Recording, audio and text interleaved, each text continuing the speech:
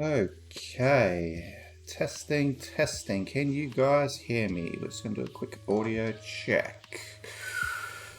Alrighty. Just need to go to channel.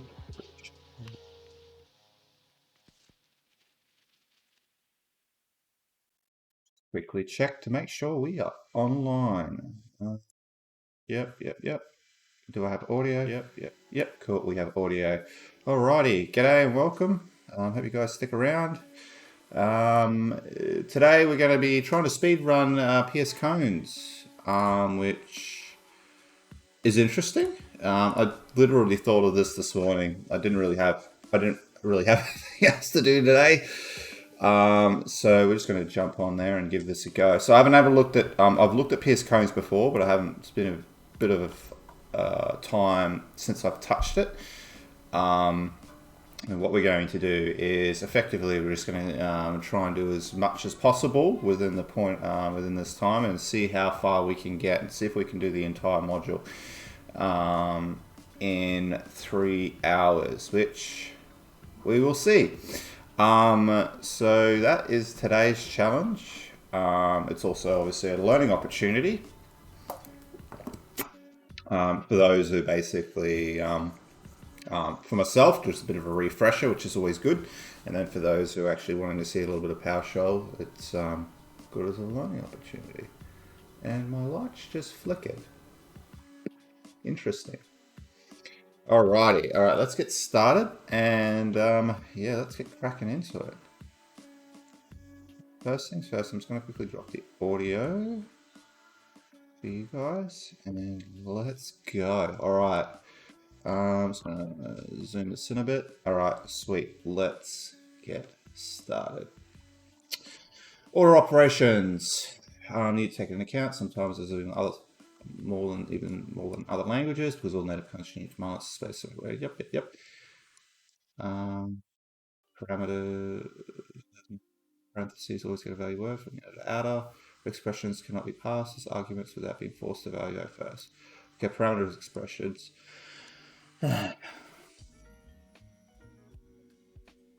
Requires a parameter and number O to be enclosed in parentheses. 3 times 4 is 12. Okay. Beware of open spaces when passing expression like this function. Yep.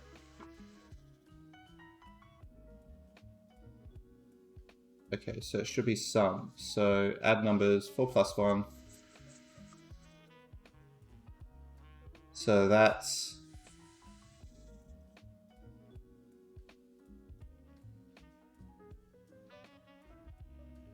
okay. So we're adding numbers, that's fine. So it's adding 4 plus 1.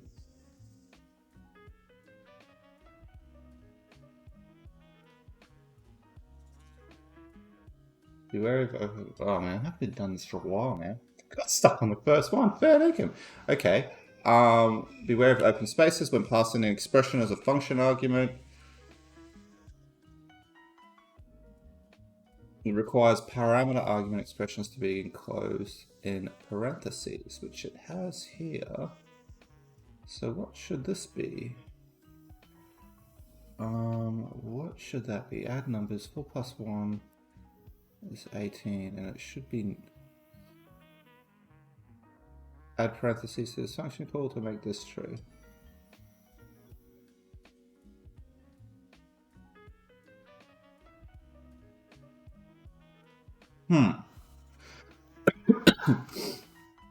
Actually, that's one thing I forgot to do. How do I measure? I quickly need to measure. Show comma, yep. Contemplate, open your cards, show comma, see how you did. Okay, so I just need to run show comma. Alright, cool. Okay, let's beware of, okay, let's just come back to that one. We'll evaluate an entire expression if the first element is in the pipeline. The pipe character evaluates everything before it on the line before, passing it along the values.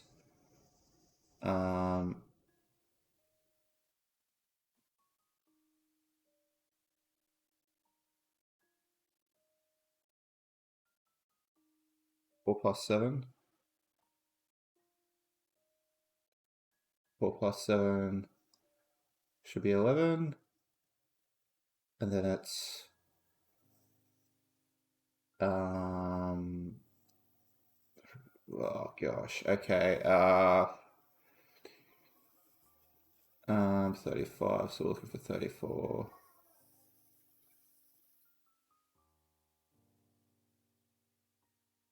Twenty-one plus 11.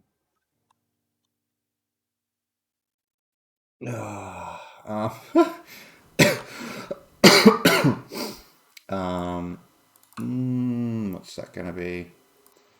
Jeez, I'm not doing the best start. That's alright. We will evaluate an entire expression if it's the first element in the pipeline. Oh, hang on a second. Some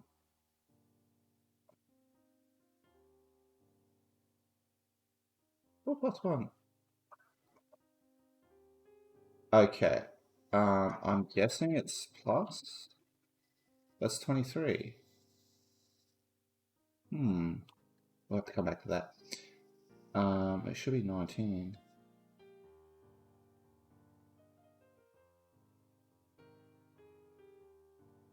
Add numbers. 3 times 4, 7. Oh, look at that. That's interesting. I'm intrigued in that. What's doing that? Okay, can't.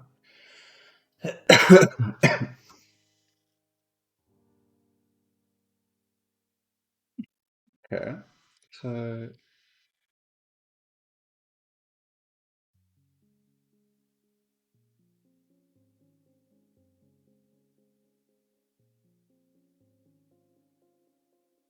back to that.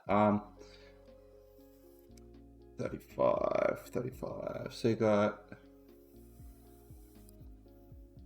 4 times 3. 3 4s are 12, which is 20. I have to go and do a bit of math here.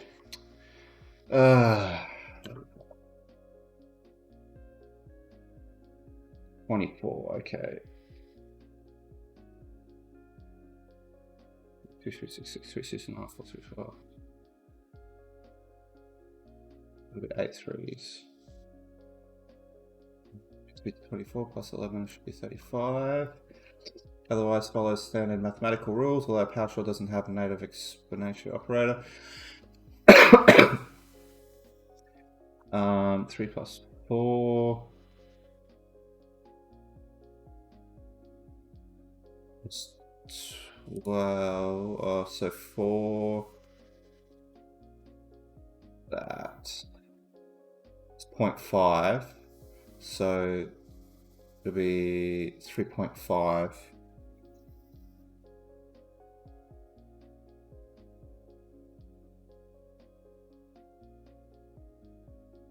Let's just quickly show our car.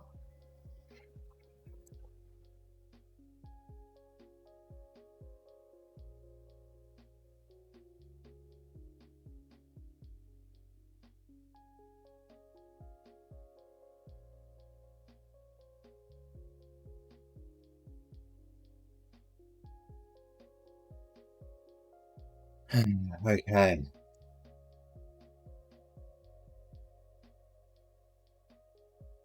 Order operations. That should have worked. Quickly run it this way. Okay, so first one. All right, I expected 23, but got but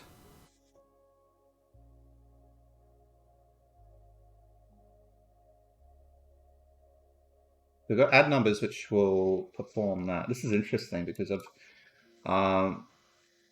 order expression needs to be taken into account, sometimes more than other language because like PowerShell follows parameters, expression, parameters from inner to outer if nested, but expressions cannot be passed as parameters without being forced to evaluate first. Okay, so Be wary of open spaces when passing an exception as a function argument. Ah. So you've got add numbers here, so that needs to be wrapped. So it'll just be 5. What's 518?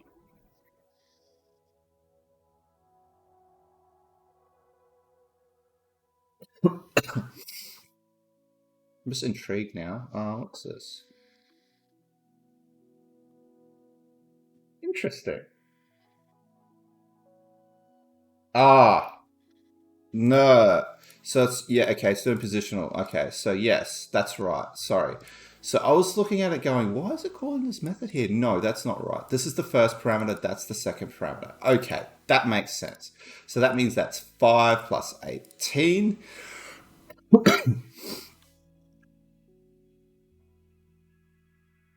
The 5 plus 18 is 23. So let's just quickly just chuck a 23 in here and let's meditate.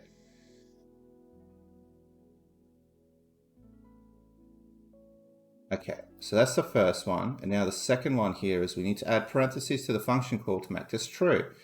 Okay, so 3 times 4 is 12. So it's 12 plus 7. 12 plus 7 is 19. So what we can do is do this. Now if we meditate,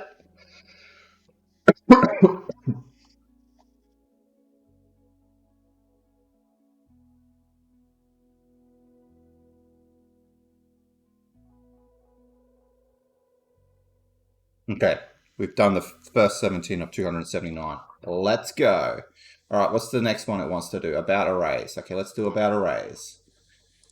All right, straight to arrays, about arrays. Like programming languages, PowerShell uses often arrays to keep collections and objects together. Always tie closely with PowerShell's pipeline, which is one way to iterate over the collection with a good deal of efficiency. A few array-like collection types available in PowerShell, all which are rooted in .NET classes, and data types behave much the same as they do with C#, VB.NET. Arrays in particular have a closer relationship with the PowerShell pipeline, which will be covered shortly. Okay, it is used for grouping nested. Yep, common object is used to create an array. Spaces are typically ignored. Individual elements of an array can be accessible as square bracket. Yep, index or zero base. And yep, an stray expression. The sub-expression is used to create an array of multiple values. Expressions within the parentheses have commas. Yep. Okay, so we got. Okay, so that's fine. This is a messy way. Yep, but that is correct. That will work. That will also work, and this will work as well. Having everything with one line is clean with the common use of syntax. Okay. So where array index is for 0, 1, 2, 3, 4, Serena. It allows a collection to be split in multiple parts. You can see that an array can be split by assigning multiple variables at once. Yep.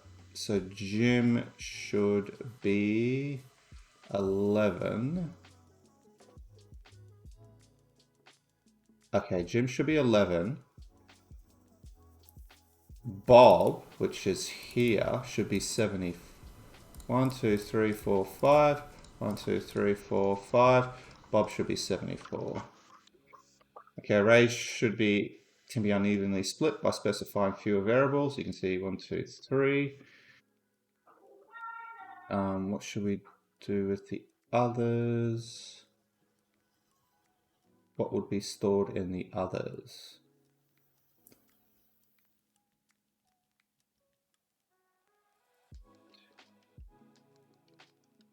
I would guess it's going to be 25, 74, and 19.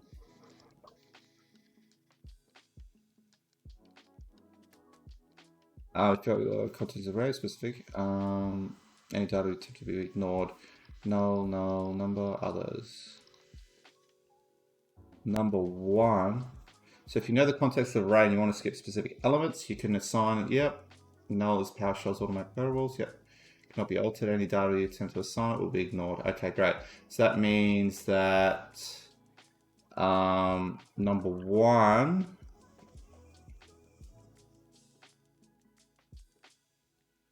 should be, there's others. others. It should be 74. All right, let's quickly measure that. The last one was 17. Let's see if we got it. Okay, we got it. Good. Next one. Let's build a subset of an original array. Okay, got start and finish. Okay. So you can see you got the start and the finish should be 6, 7, 8. So 0, 1, 2, 3, 4, 5. So the start will be 5. And the end will be 7 because it's 0 based. It can also allow you to specify index commands. So we've got 1, 9, and 5. So it's just, yep, that's thing. So we're looking for 9. So that should be 8. Remember, 0 base. So you always just minus 1. Allows the use of negative indexes. That's correct. So that it'll be the last item, which will be, so negative 1 will be the last item, which will be 7. Negative numbers can also form a range with exact subsets. So it's negative 4 to negative 1, which means that's going to go from, that's first, geez, 1, 2, 7. So we're going to count backwards. So negative 1, negative 2, negative 3, negative 4. So it'll be 4, 5, 6, 7. So index.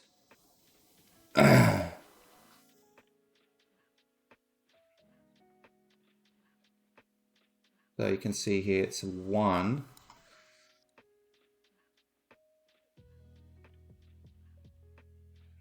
Is anything missing?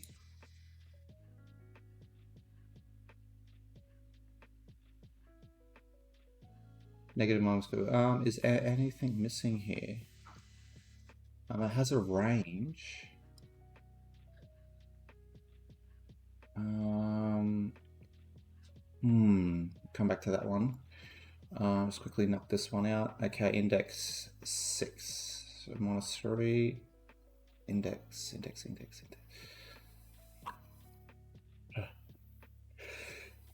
Excuse me. All right. Minus 3, index 6 should be 1, 2. Now you can basically say just index of 1. Theoretically, that would actually work. I could actually say index is 0. That would work, but we're actually going to do it with negatives. So it's negative 1, negative 2, negative 3, negative 4, negative 5, negative 6, negative 7. So let's just say negative 7 is the correct way. Okay, negative numbers can also form a range and extract subsets. So if we've got an array, should be 5, 6, and 7. So minus 1, minus 2, minus 3. I think that's actually minus 3. Or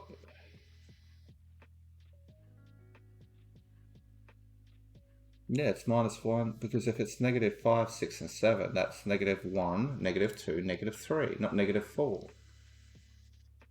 Let's just quickly test that. So that's 18. You can make clever use of the reverse entire array. Hint, this needs to be a negative number. Yeah, we can just basically say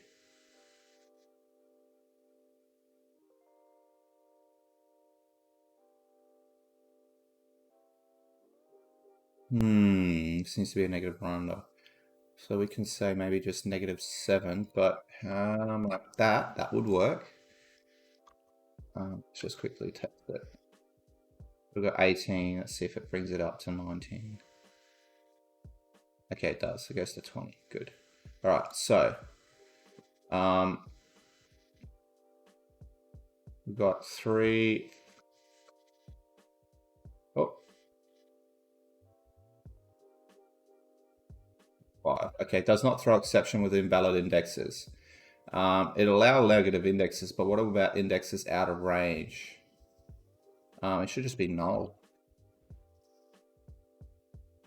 What about undefined negative indexes? Saying it should be null.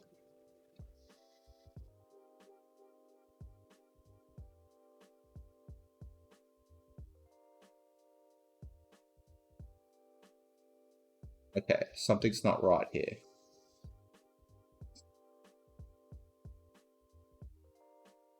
Oh, 27. Did I miss one? Yes, I did. Okay. Individual elements of an array can be accessed with square brackets, index syntax, arrays, index first elements. Yep. So if ages is 3, 0, 1, 2, 3 is 64. Okay, go. Let's go. Let's go.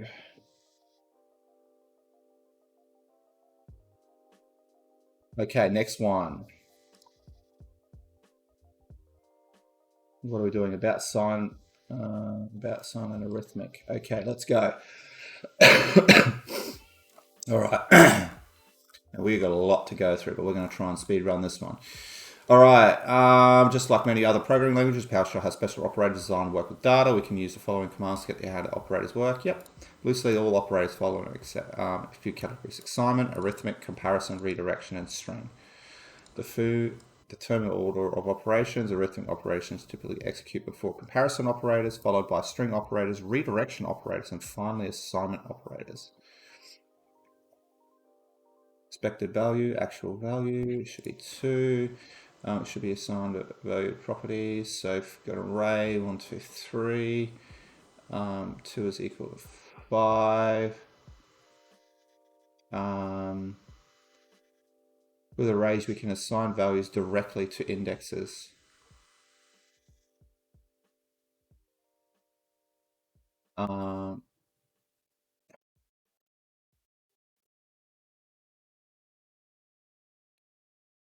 Should be 5.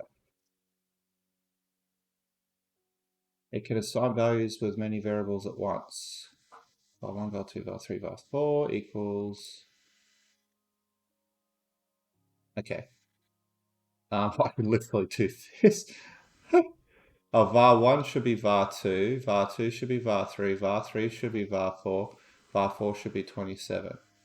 Okay, so I could just go 1, 2, 3, 27. Oh, 1, 1, 1, 27. 1, 1, 1, 27.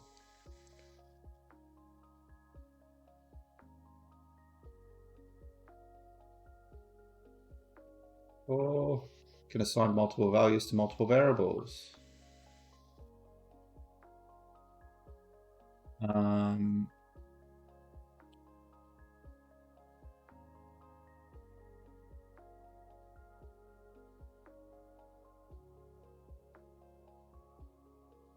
Quickly show our comma.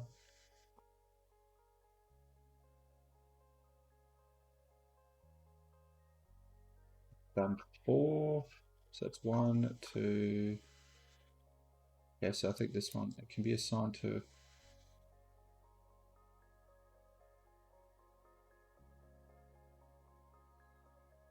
Yeah, I would just say it's 27. That'll probably do it.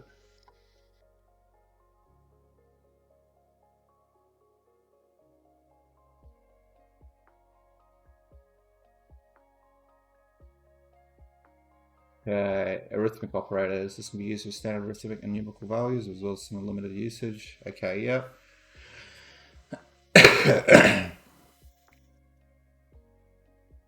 Okay, so 13 plus 4 is 17. 6 is 12, so 7 plus 6 is 13. Should be 13.7 plus 4.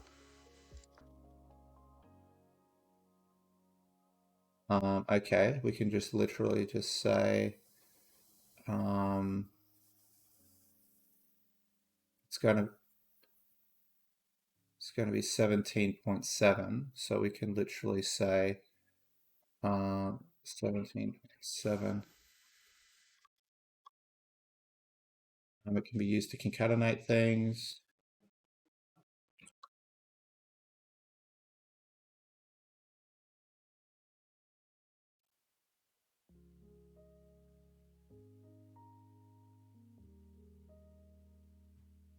Jim.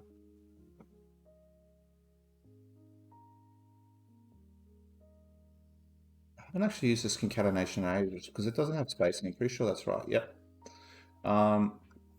Use create arrays. 5, 6, 7. Array is a new array plus 1. Match input. So it's 1, 2, 3, 4, 5, and 7. 1, 2, 3, 4, 5. 1, 2, 3, 4, 5, 7. Behaves accordingly to the type of the left-hand item. 10 point, or should it?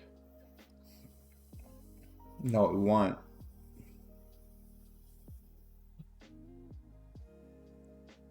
Behaves according to the type of the left-hand item. If that's the case, it shouldn't be that because it's a. Oh, see, this is the thing. Is it a type string?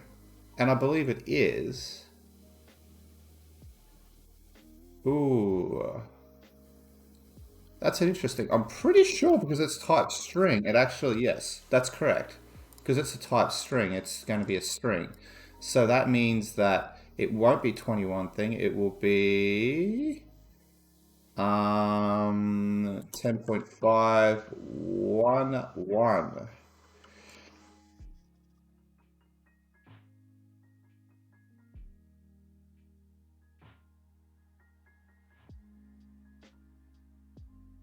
Should be, okay, so if we're adding a string, just quickly, I haven't done this for so long.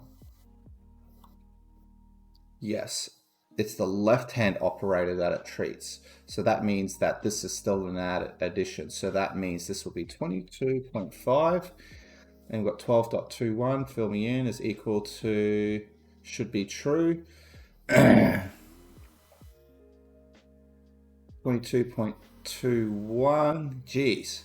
Oh, okay, well, we'll just go 23.43 minus 12.21 is 11.22. So adding items into type arrays will cause the resulting value to be converted.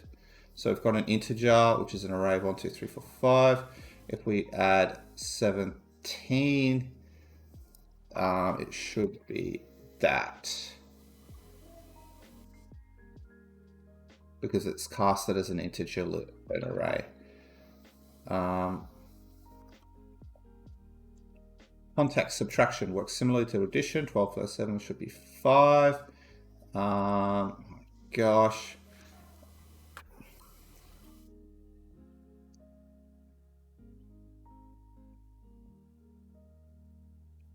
All right.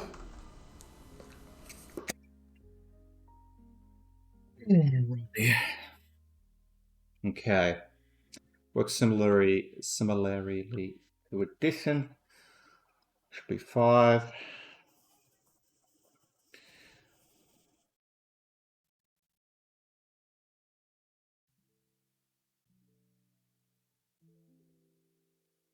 So that means 11 minus 3.5.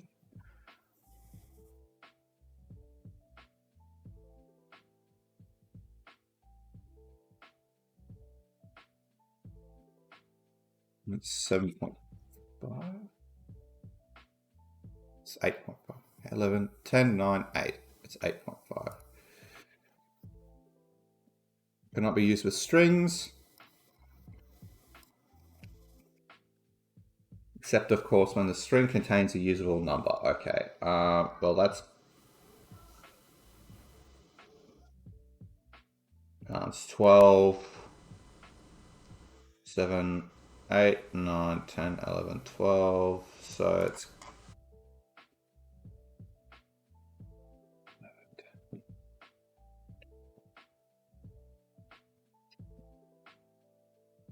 Man. I don't know what it is. It's 4.5. It means this will be 11 minus 3.5. Okay, let's get going. In other words, subtraction only operates on numerical values. Yep. Yep. Multiplication can be used from both integers and non-integers numerals. 12, 24, 32, 48.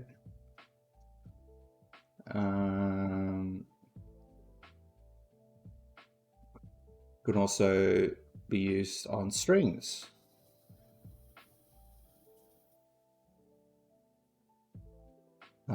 Which should be A, and an A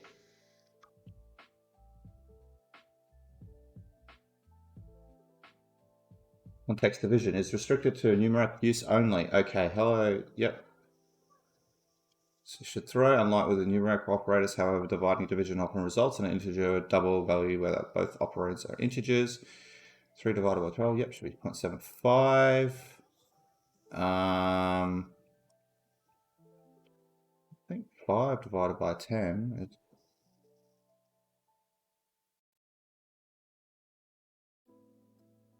Yes, should be true. Modulus. Modulus is a bit of an odd one. The common mathematical performs the division and returns the integer value of the remainder. So, oh, something on my feet. What on my feet? Oh, I've got junk down there on the ground. It's usually used with integers. Should be a remainder. So if we go 15 divided by 17 is 2.14. It performs division and returns the integer value of the remainder.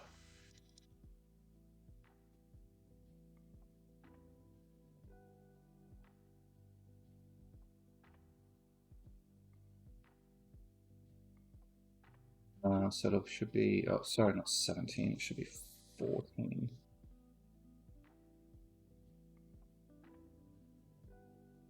Cannot be used on non-numeric values. Some things.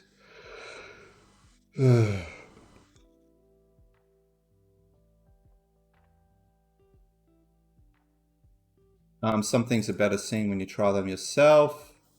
Okay, well, let's try that. So we can say hello, modules 2, cannot convert type. Only a partially matching phrase is necessary.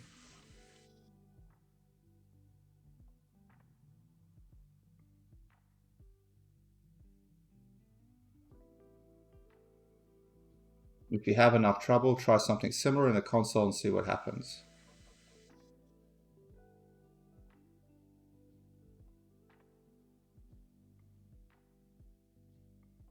I'm pretty sure that can't convert a type either. Let's have a look. I haven't actually done this before. Oh, method invocation failed. Interesting.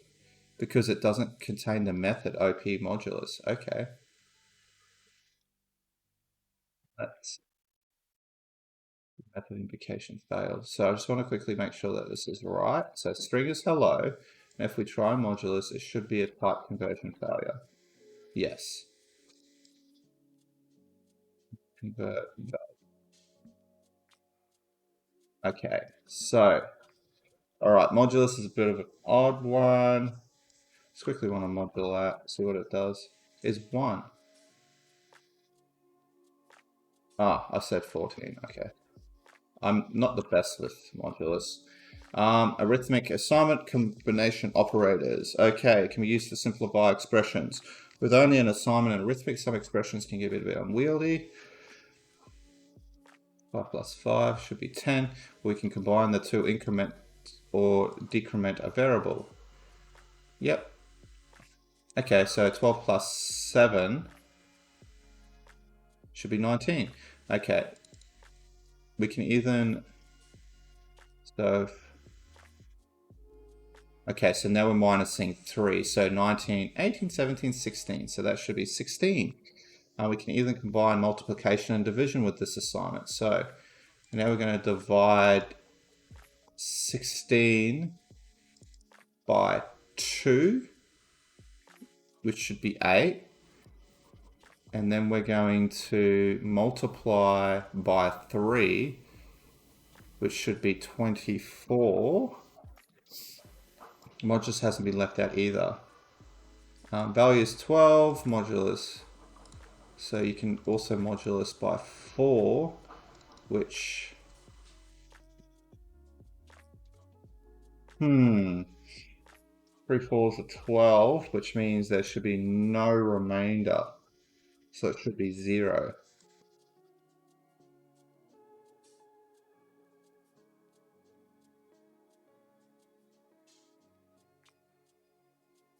Do we do it? Do we do it? Do we do it? Okay. What am I missing? Line 85. Line 85. Line 85. What did we put there? What did we put there? 11 plus 12.5.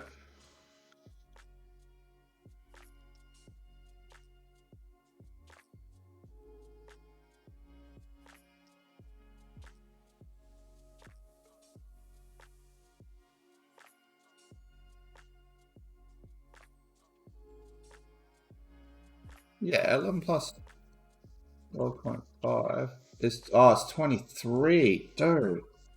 Okay, let's rerun show color. Let's keep cracking on.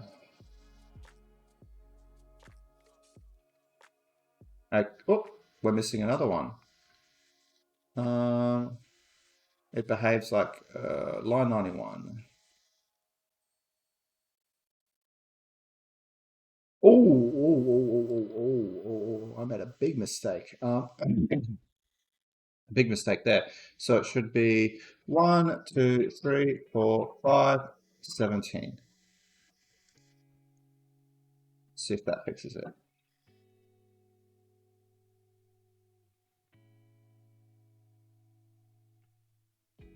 Okay, next one. About... Oh, no. Okay, what are we at? Foundations about comparison. Okay, we're moving on. About comparison. Next one. Let's go. All right. This is a simple test. True is equal to false. Should be false. One should be true. That should be true. Should be 1 equals to 1. It should attempt to convert types. True is equal to 1. Should be true. False is not equal to 0. Should be false. 10.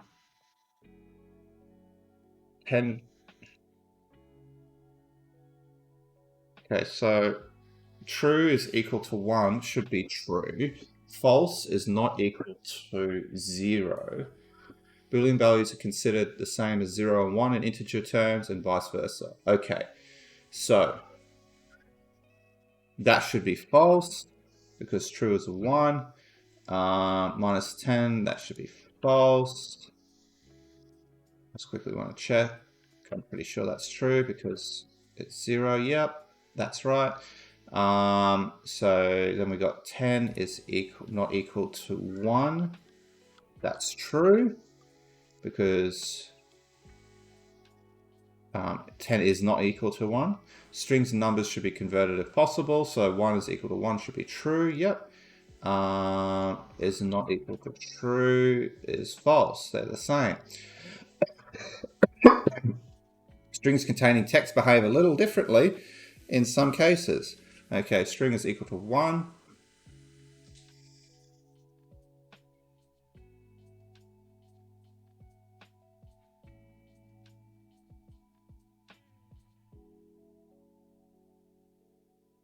How about how should strings cast to Boolean?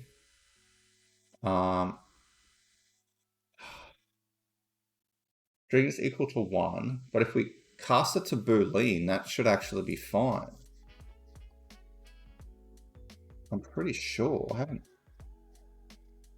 No, it's not. Oh, there you go. Okay, what about an empty string?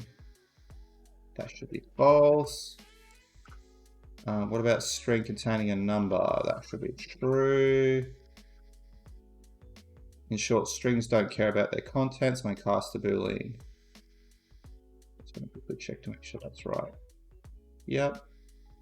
That should be false. Yep. That should be false. Yep. Hang on one second.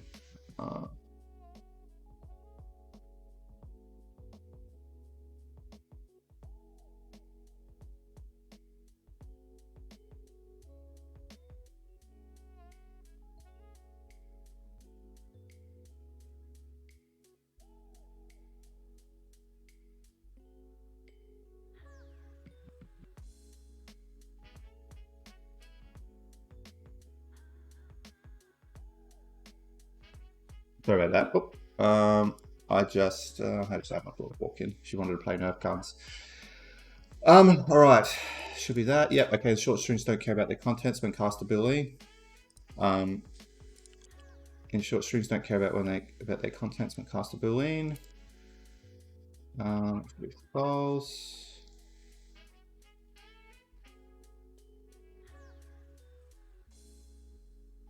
True.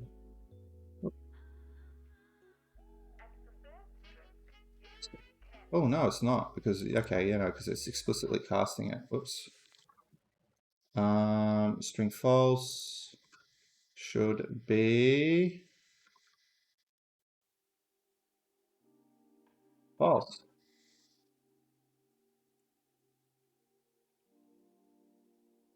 Check. It's either that or it's 0 or 1. I think it. Yeah, no, it's false. Okay.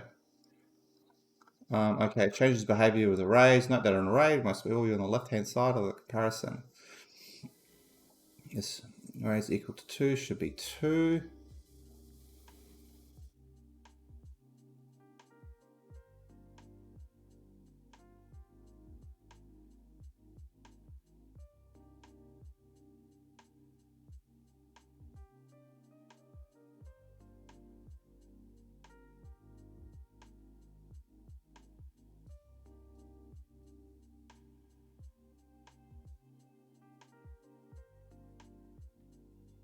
Just checking to see if it's its index.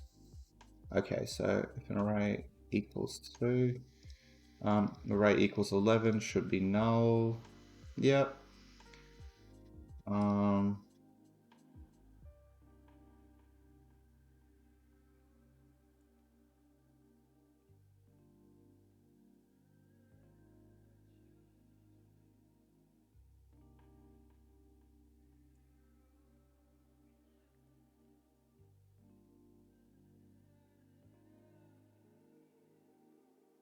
Whoops, read it. Okay. So array is not equal to 5. 2, 3, 4.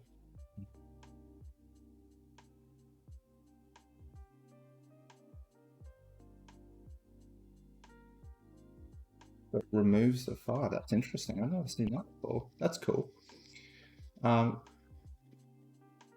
Greater than and less than, we'll compare values. Okay. 11 is greater than 6 should be true. 20 is greater than 40 should be true. 10 should be less than 20. Yep. Minus 5. Often return many items from arrays.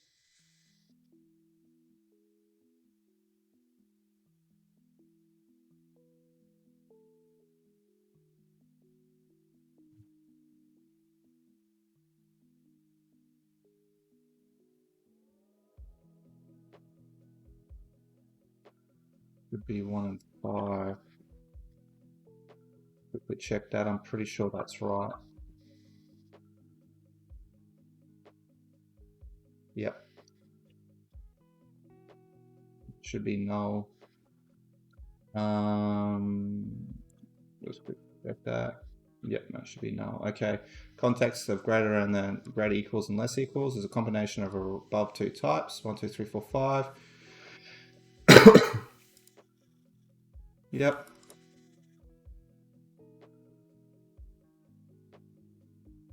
Step 5. 5 should be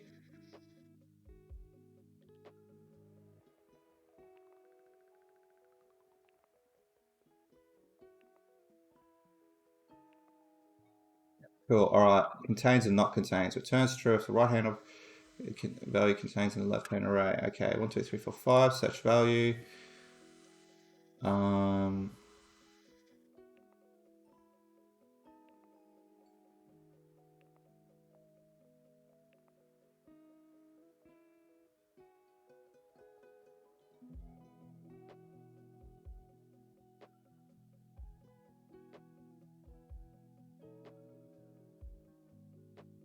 Value contains array. So value is 1. Contains array. It should be true. contains 1, 2. Array contains 1, 2. No, that's false. Check. That's false. Because you can't, it has to be a, oops. Has to, yeah, it has to be a single value. It can't be it can't be an array. It has a logical opposite, so 1, 2, 3, 4, 5, not contained. 100 value, not contains. Oh, that should be 1. Array shouldn't contain the value 1, which is false. It does. In and not in, which is the other side. What do we got? Search value in array should be true, which is 1. It also has a logical opposite.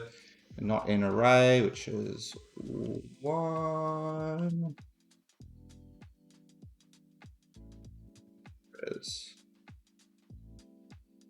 Okay, returns true if both inputs are true. Okay. Returns true if both inputs are true. True, yep. True and true should be false. 1 and 1 should be false. False. Maker has to boolean string, yep.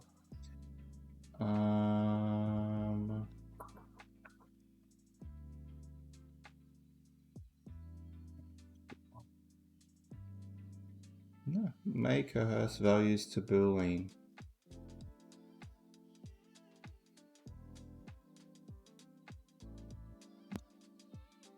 That should be false. Oh, whoa.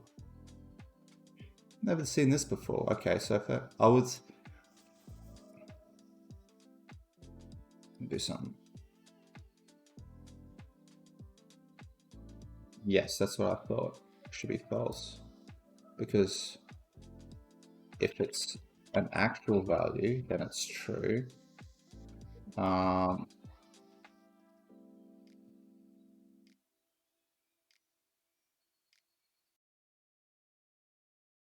Yeah. Because there's an empty value. Yeah, okay, it's false. All right, context or should be returns true if the input is true. True or false should be true.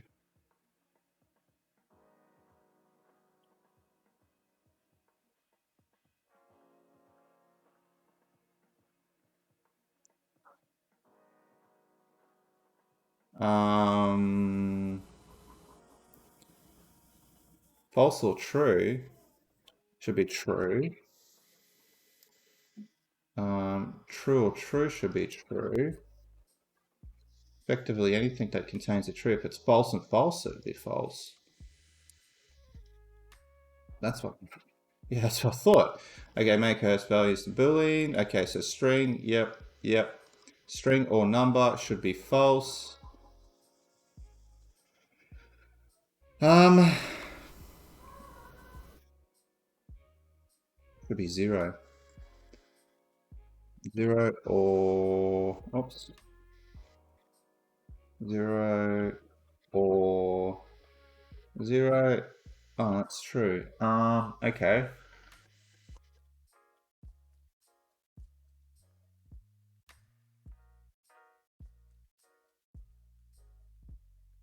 Alrighty. Make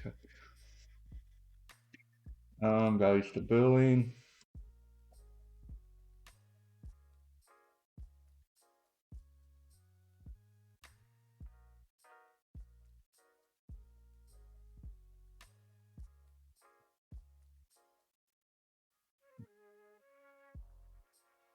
That's supposed to be that. Make a string or number should be false.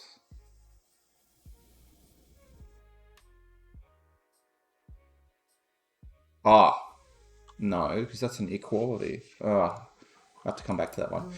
Okay.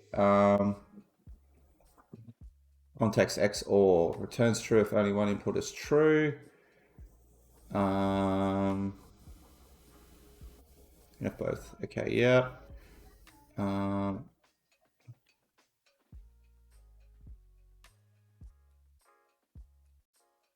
one's now just playing in the back of my mind. That should be false.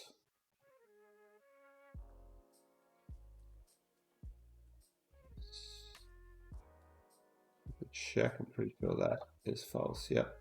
And that is false as well. Yep. Not negates a Boolean value, not true, should be false. True.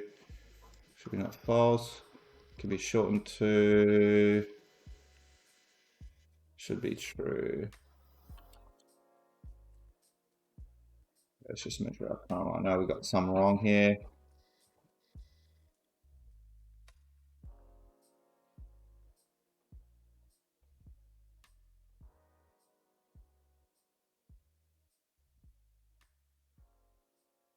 Okay, what do we got wrong? What did we get wrong? Okay. 32.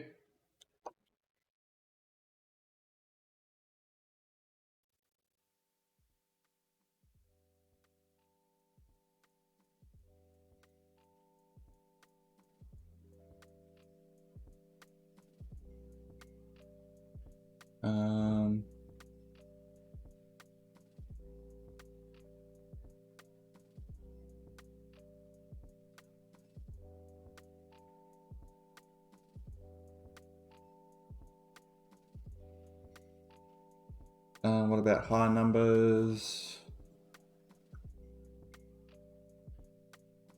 Yeah, we got a couple of fix here.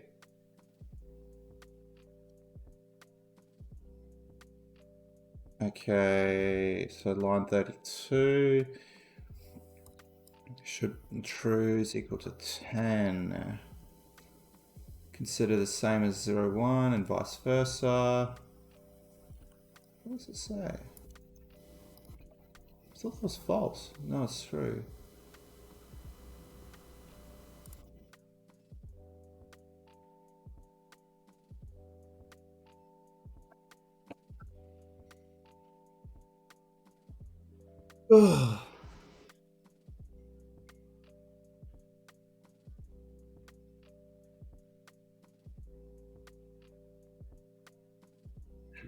Hang on one sec. It's going to quickly turn off this AC now.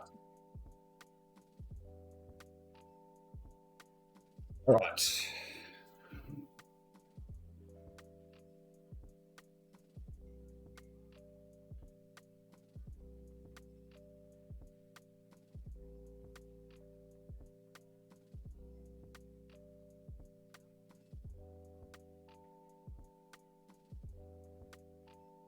Line 47. How should strings cast the Boolean is equal to hello? Yes, that's actually true.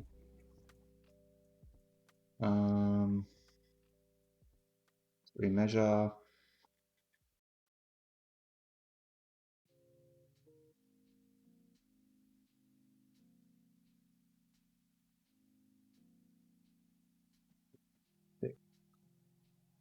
In short, strings don't care about the contents when cast a Boolean.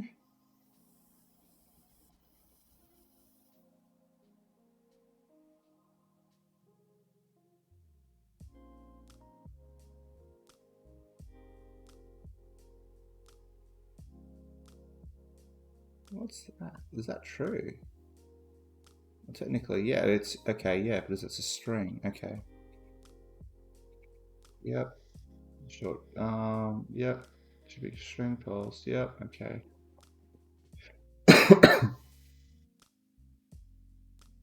Go to the next one. Okay, we're nearly there. All right. Next one. Next one. Next one. Line 96.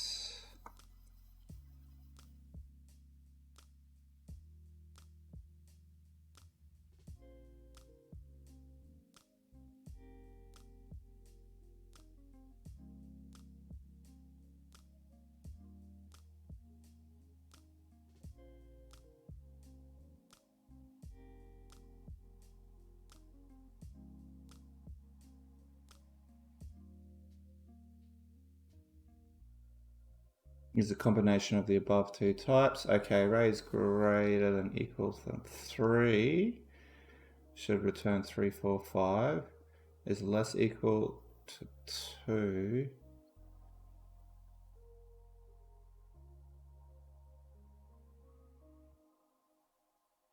It'd be 4.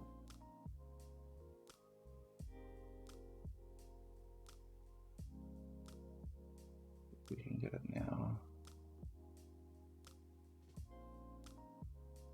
All right, next one. 114. Value contains array 1.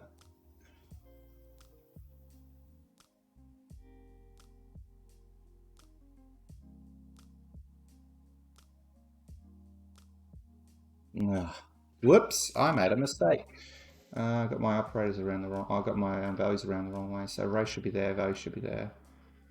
Oh no, no, no, no, no, no. That's right. Why did that not work? Value 1 contains array. That should be fine.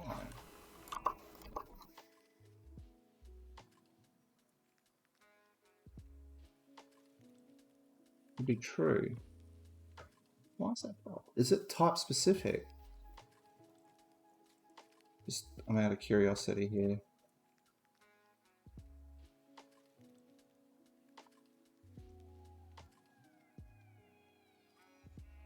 Oh, it's not right here.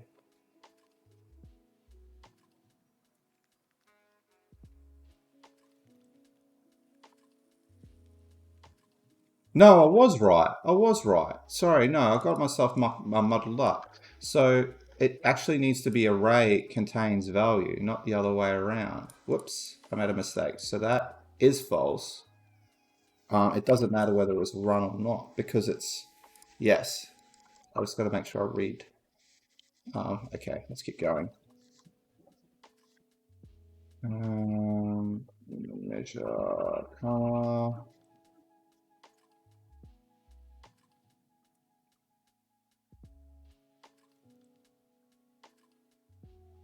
Okay, final one. What are we doing? What are we doing? 179.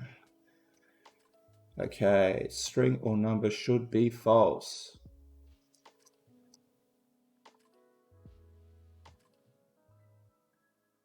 It's this one.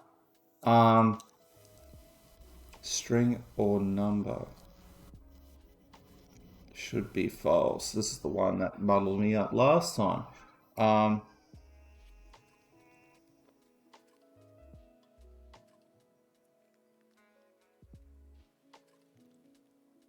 String.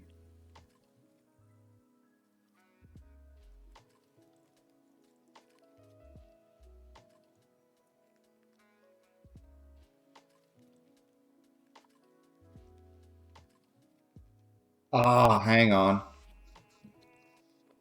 That explicit. No, that's.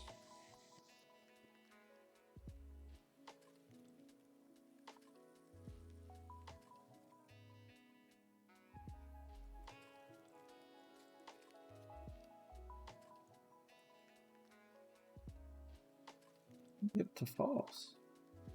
String or number should be false.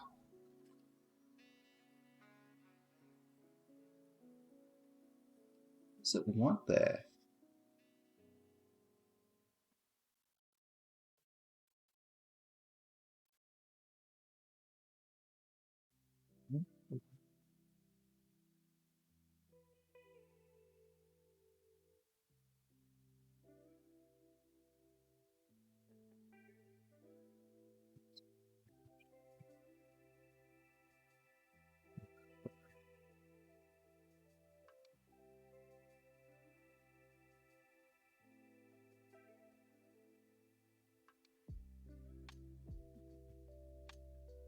Okay, so context or may coerce values to Boolean.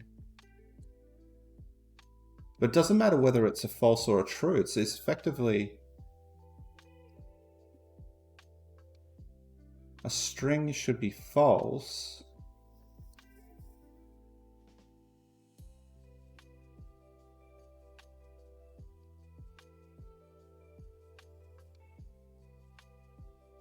that works.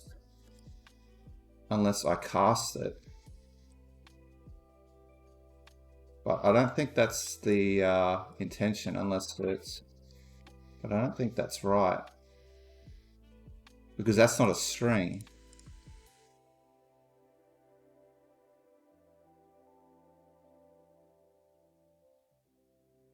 I'll have to see the answer to this one.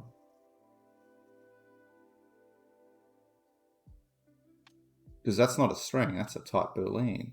But if you say false, it's treated as a string.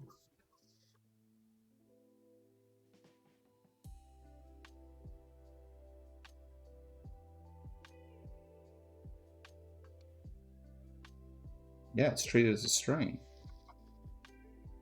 It's not coercing it. I'm just going to leave that as false for the time being. We're going to skip it.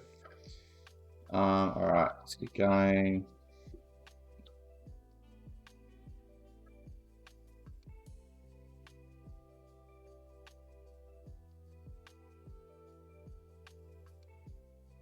Right, next one. Let's go. Let's go. Alright. About strings. Let's go. Alright. There's a simple string. String. Should be string. Assumes everything is literal. It contains special characters.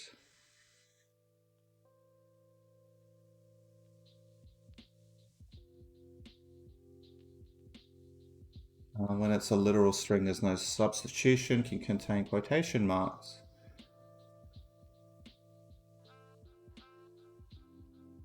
Single quotes go more easily in double quoted strings.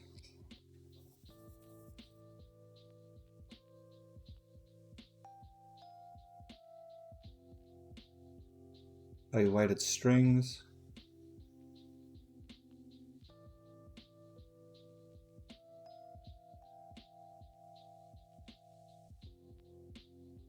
Quickly measure. Let's make sure we're working.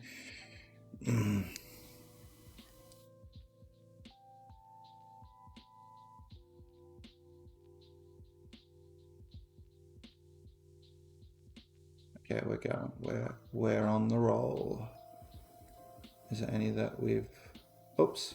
Okay. Can contain quotation marks.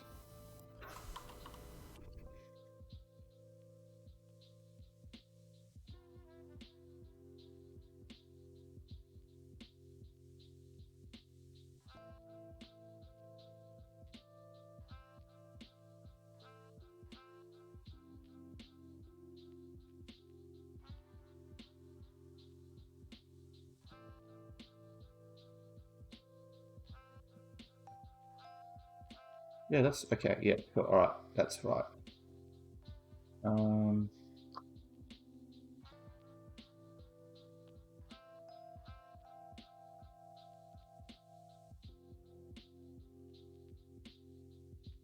Okay. Value-weighted strings can expand variables. Variables equal to apple. My favorite fruit is apple. Can do a simple expansion.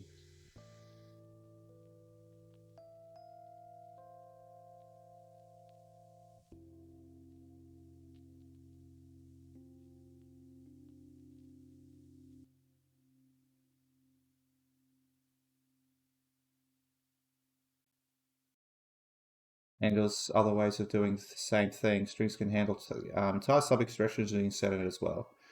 Get item as home. We can just do with that actually. String. Yep, same thing.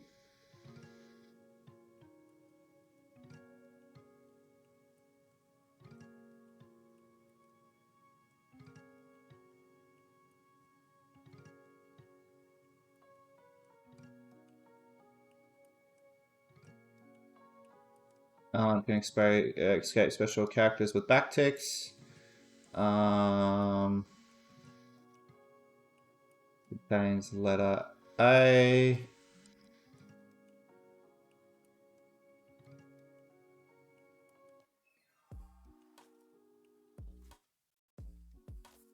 that.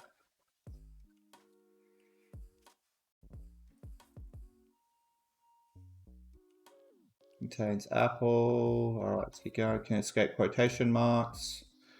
This is a string, alternative string. This is a string value.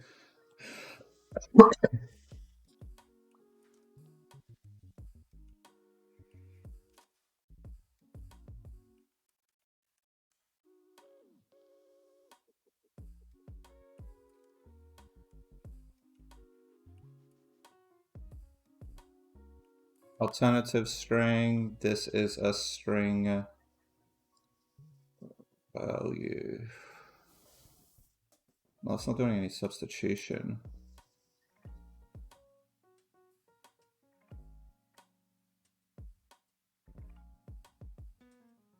I've never seen. I think that's just going to be this is a string value. This is a string value. Oh, that's actually interesting. Let's see what this does. No, that does, okay, that does escaping as well, but very badly. Insert special characters with escape sequences or PowerShell. Each of these values has specific, yep, char represents space there. Common, ASCII is called, yep. All right, we're going to fire up the ASCII code table. We are going to find it. Char 9, okay. Expected value char 9 is...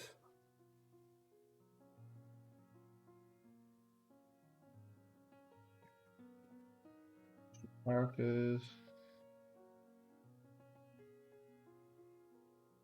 The backspace. Just going to fire that up and look for backspace. Don't know all my special characters off by heart. It's /B, I'm guessing. That's probably that one. String concatenation adds two strings together. Two become one is cool. The string space is cool.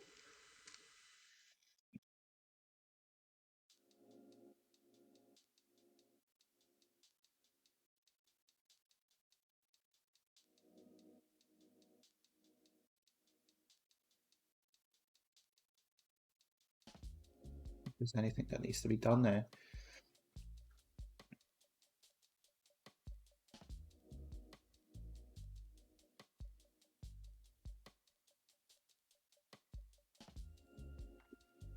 I'm just seeing if there's anything I'm missing, which, nope, thought there's a space or something. I think that's fine. Can be done simpler. Water mixes seamlessly with itself. The string is cool.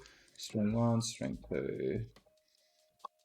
Contains substrings, lets you select portions from a string. Few require it in the entirety of the library. A string at the very top. 0, 1, 2, 3, 4, 5, 6.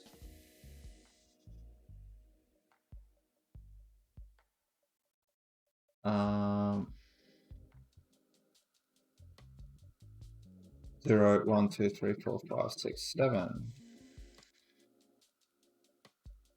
Here's strings. Here's strings are fairly common programming code, but with some additional quirks in PowerShell, like Bear mentioned. They start with a sequence at and that. Yep. Yep. The terminating sequence must be started.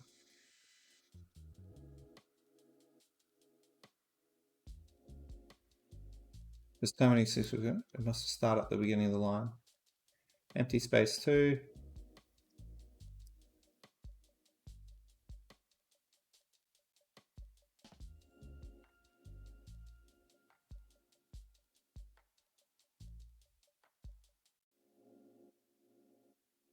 Empty space 2. This is a thing of substance for some. It can be evaluated string. This is the key is in the patents. I am number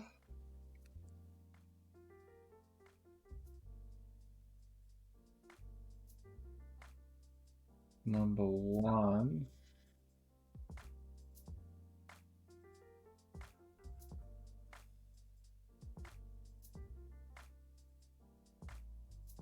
This can mess with the indentation rules, but they have their uses nonetheless.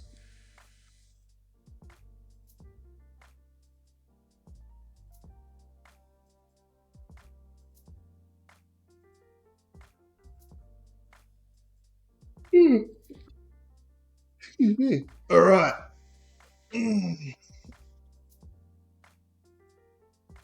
I'm number 1.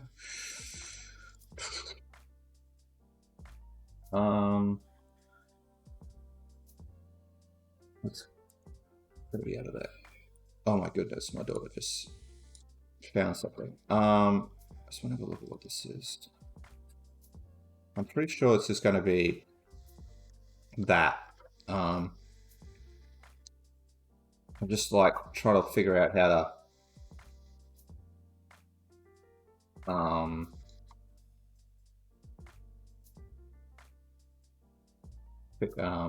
put the spacing in. It allows use for quotation marks easily. All of your quotes, all the things that are not of value and recognized as characters. I'm just going to go ahead and copy you. Do that. Do that. Do that.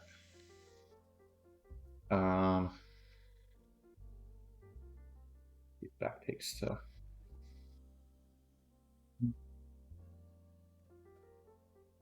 Because it's a string literal. We can just do a double one.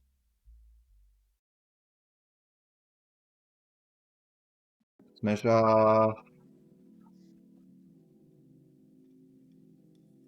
Come on. I think there's a couple of errors in here, but we'll see. Yes, we've got a couple. Okay, connect search special. Grabbing strings. 97.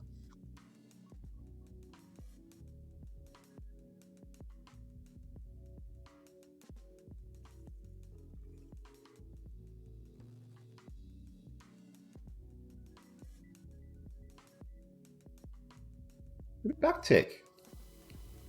Char 9, character 9 is backtick.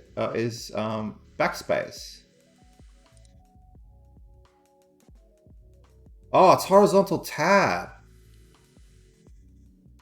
Oh, hang on. Yeah, sorry, it's horizontal tab. Nah. Whoops. Measure. Let's keep going.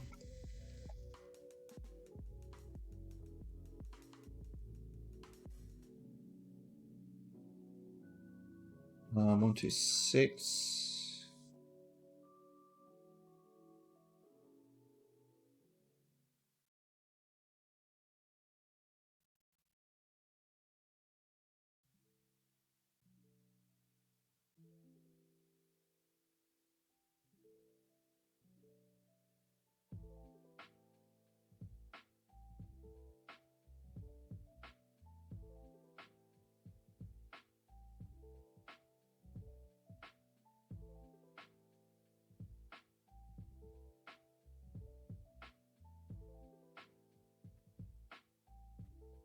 It should not be string substring.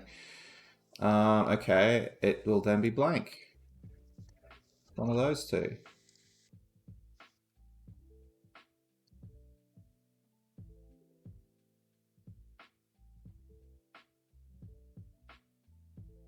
Come on. 1, 2, 3, 4, 5, 6, 7. What? Is it? Oh my gosh.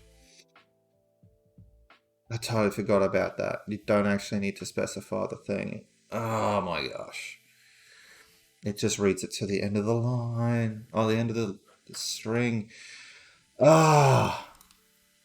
Totally forgot about that. I thought that was to return an individual character. Ah. Oh well. Oh, you learn something. That's the thing. It's about learning. Going back to basics. Making sure that we are good to go. All right. Let's keep going. All right, what's the next one? Can be evaluated string. Number 1. See, this is can be an evaluated string. 159.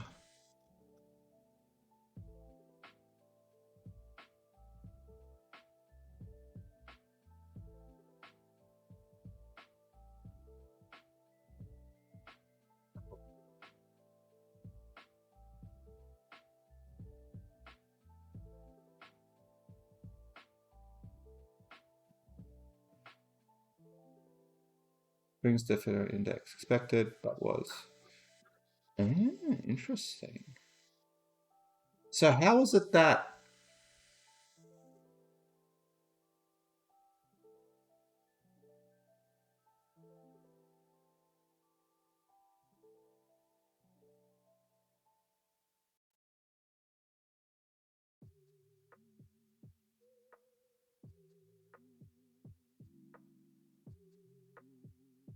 Because it's literal. That's why. Interesting. Okay, so if it's non-literal strings, um,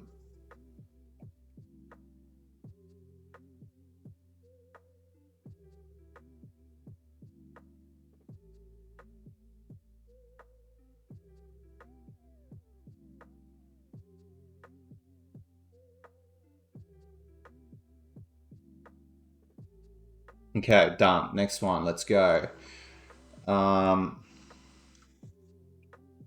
What are we at? What are we at? What are we at? What are we at? Where are we?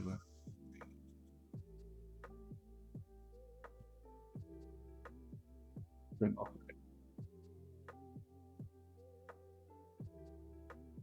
Go. Let's go.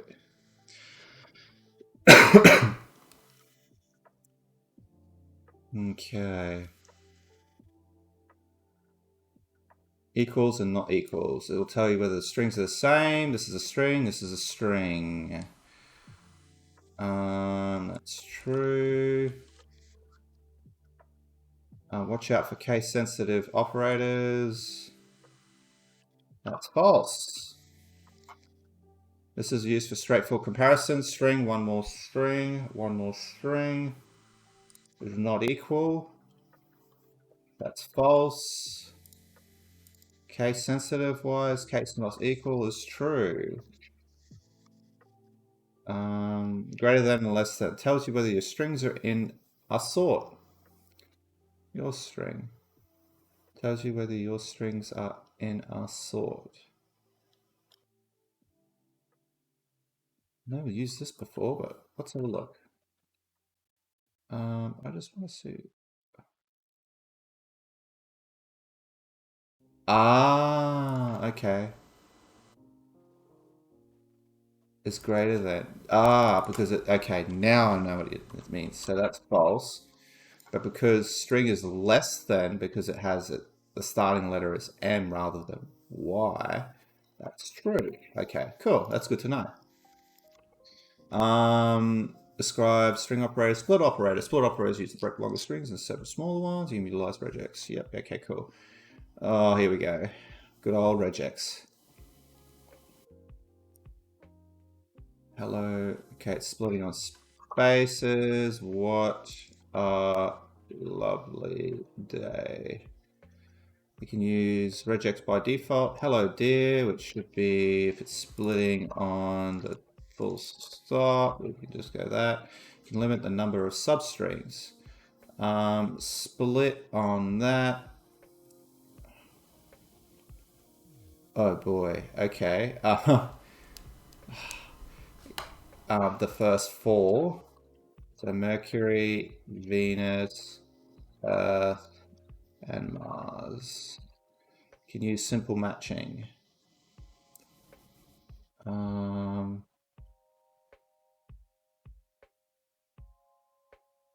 String split.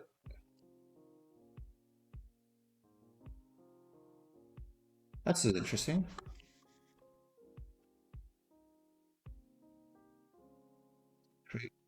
I can. Yeah, that's what I knew, but I'm like, how is simple matching?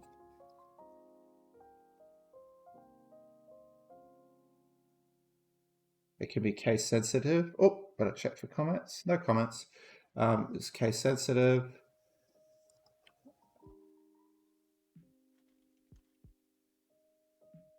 Apples are totally awesome, which they really are. They're actually a really good fruit. Apples and bananas. Like that. Join operator. Join operator is a splice an array of strings together, optionally with a separator character. It comes in standard unary forms. String, yep. String 2.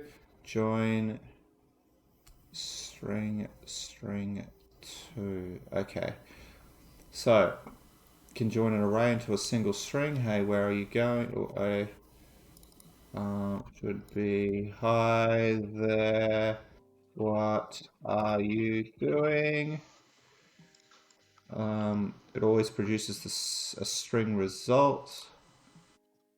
It should be 1 3 6 7 1 9 2 2 1 3 4 5 5 6 7 8. Let's quickly check that. I'm pretty sure that's right when it's doing a join. That's correct, yep. It can join with any delimiters. This is so embarrassing.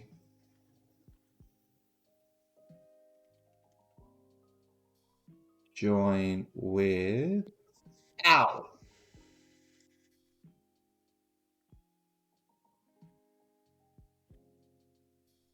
Lets you treat strings as char arrays. Beware of the man-eating rabbit. 0, 0, 1, 2, 3, 4, 5. It should be E. Create a character, an array from a string.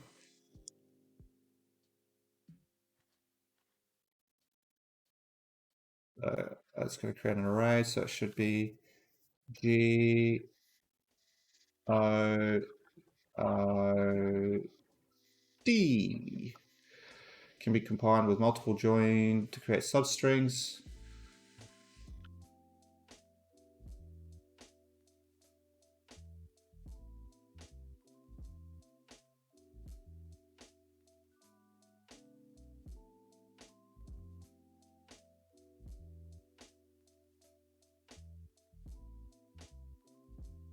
Just be mountains. I think it's just going to be mountains. Let me quickly check. I think that's right. Should just be mountains. Yes, because it's only passing that together, and it's okay. Yep. Oh my gosh. Okay, we're stuffed. We're stuffed. We've got regex. Oh, I'm gaining out a bit. We've got regex. We're stuffed. Regex is a fairly complex language that doesn't read well. Yep. For examples here are fairly straightforward. If you're not familiar with regex, structure regex are match and no match. Yep. Okay, so that's anything with A to Z. So we can just say, but it can't contain XFD. So we can say A, B, C, and that should be good. Can store the matched portions. Oh boy. Oh, that's got a ding. That's fine. Oh boy. Okay, yeah, that's right. You got matches. So matches. So if we say A, B, C, D, should be A, B, C, D. Oh gosh, matches is one of the things that mucks me up. Maybe it's either that or it's A. I'm just going to quickly jump on regexer. Just quickly have a quick squiz. A, B, C, D. Yeah. No, it's wrong. It should be A, B, C, D. Actually, oh, hang on. Let's go E, F, G, H. Let's do that again. Okay, cool. So it's basically match 4 of the preceding token. Okay, cool. Right, so that's matching 4 of the preceding token. Which means there's 2 matches. So if we say A, B, C, D, E, F, G, H, then this should be A, B, C, D. Supports named matches. Regex use the name pattern as syntax on a portion of a named string. So the pattern is first word, second word. So the first word should be hello, world. Should be hello. The second word should be world. And you can see there's a space there, so I'm just going to quickly test this. Hello, world. And then we're going to pop that in. Yep. Oh.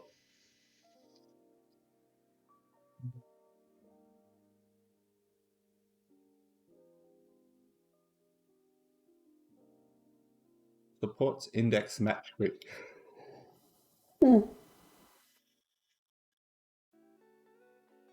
Supports index match groups. When selecting match groups from unnamed groups, the first group at index 1 is the entire match portion, and the entire match portion is still at index 0.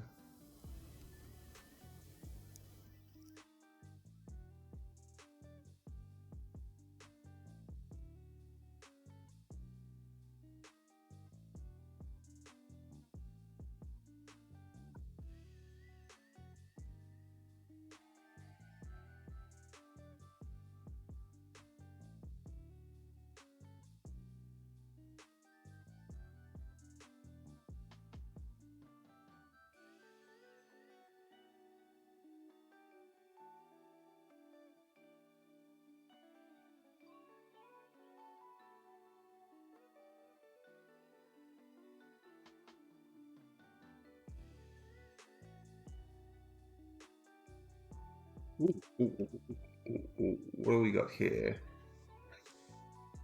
Pop that in. It's the regexer, and we're going to have a look.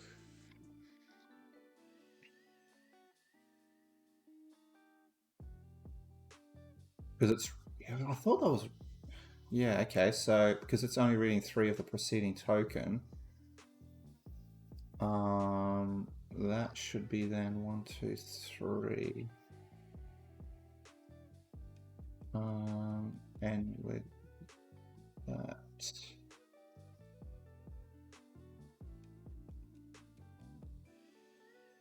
okay, let's just measure our karma.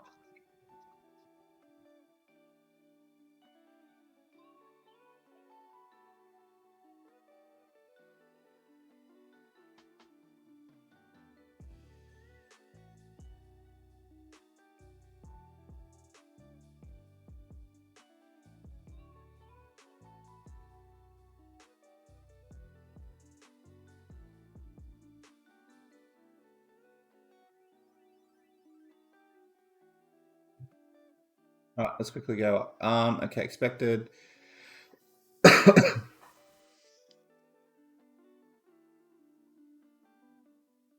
line 100.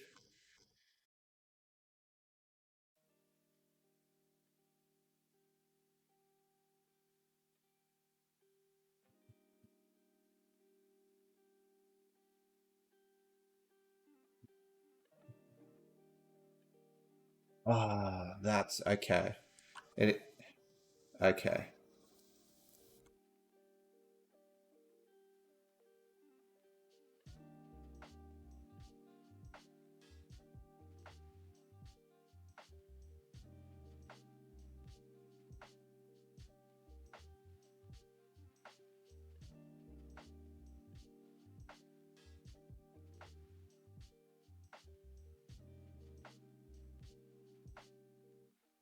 One, two, six.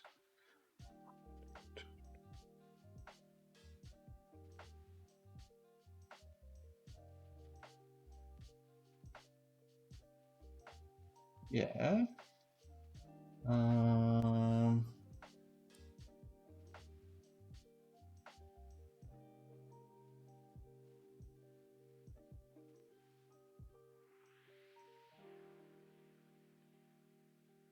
Oh, comma. Whoops. Okay, fix that. Let's keep going. Let's keep going.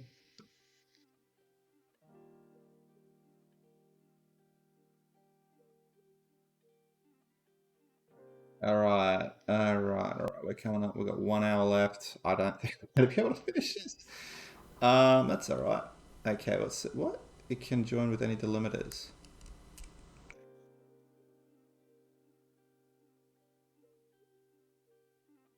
Did I miss a space? Yes, I missed a space. Okay, that's fixed.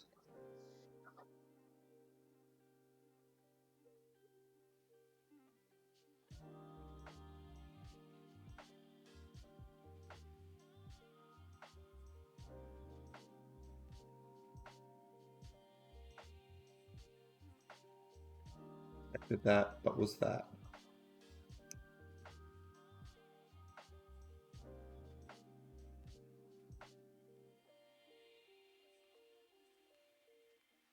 Oh, really?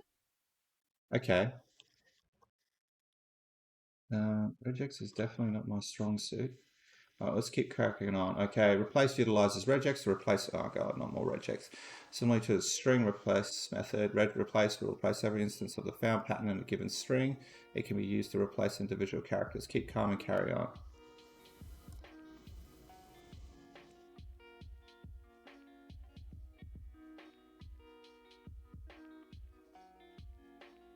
It can be used to remove specific characters.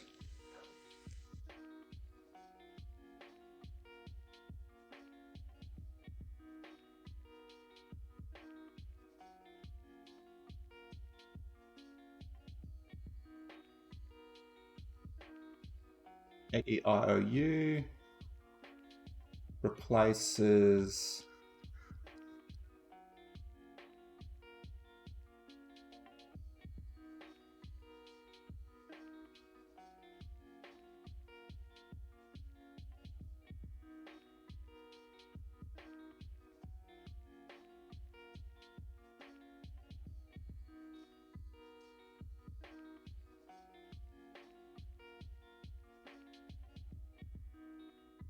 replacing it with something. There's no actual replacement, which means there is just going to remove all vowels.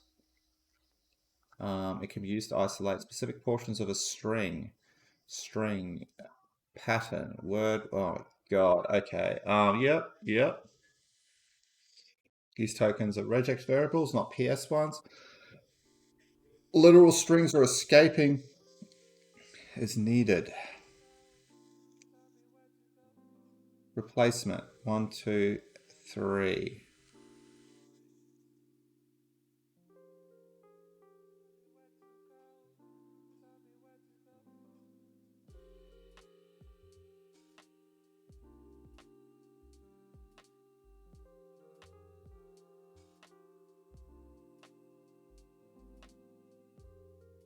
Okay, so it's matching. We're doing um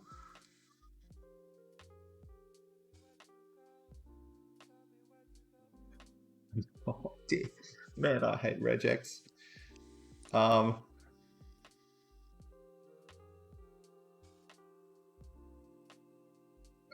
just gonna jump onto regex here.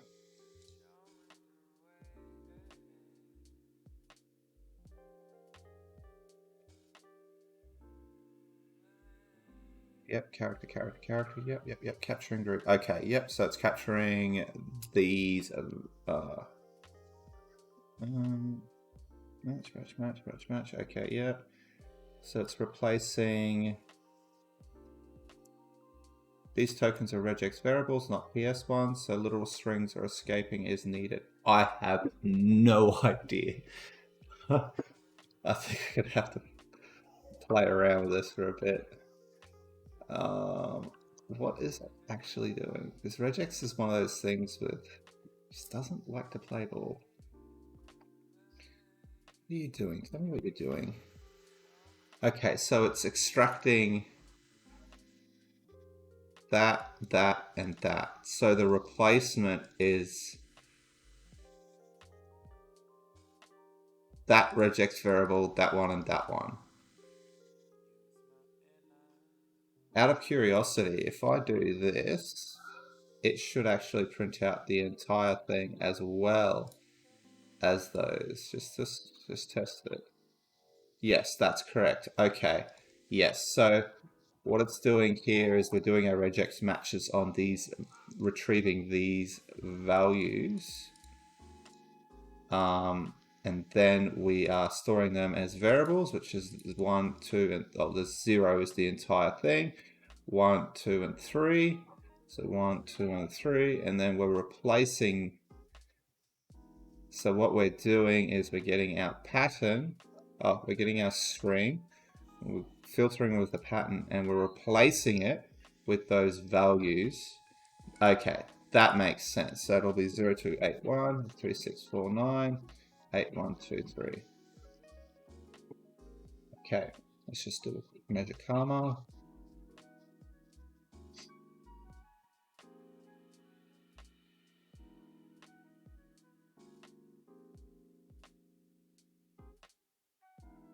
Yeah, close. What's the next one? It says, oh, doesn't like that one. I like this one. Replace the pattern.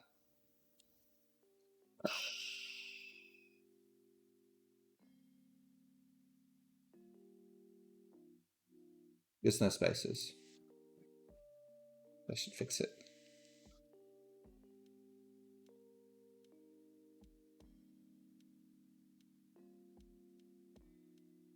Okay, we're nearly there. 2 through 6.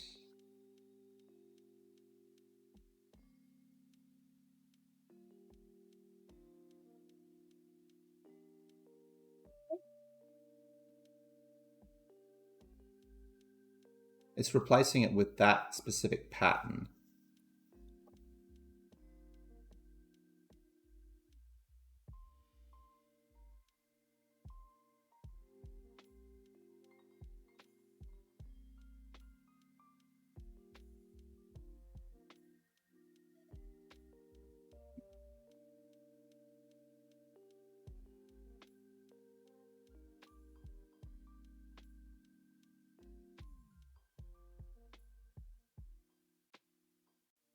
Okay. Okay, because it's...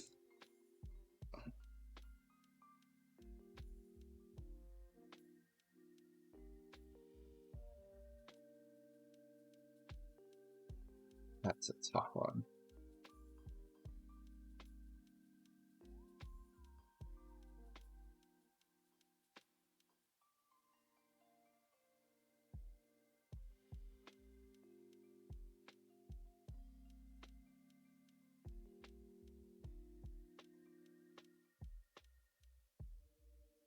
Where are we at now? Where are we at now? 262. Okay. String format operator. Yep. Okay. Hello. My name is also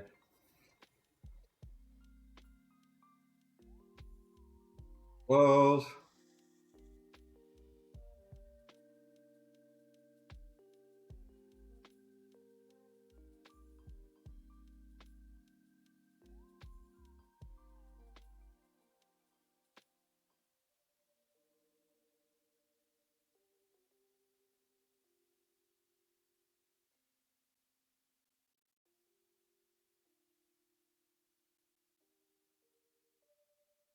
Insert multiple values with formatting on each employee. Yep. You're due for a drug test.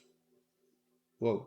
Okay. So it'll be employee 154. You are due in the room 019.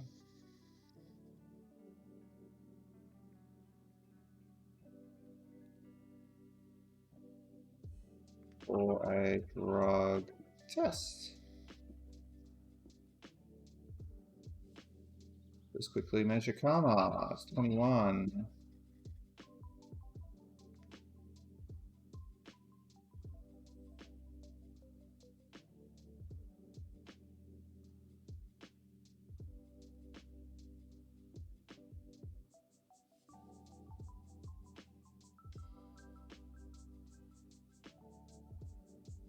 Ah.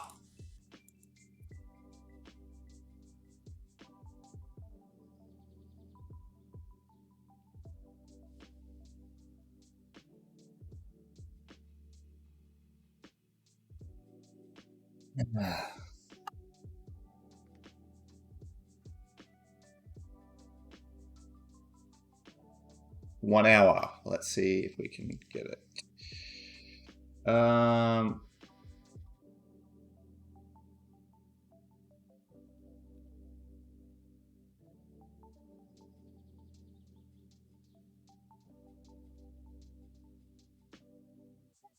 It'd be fine.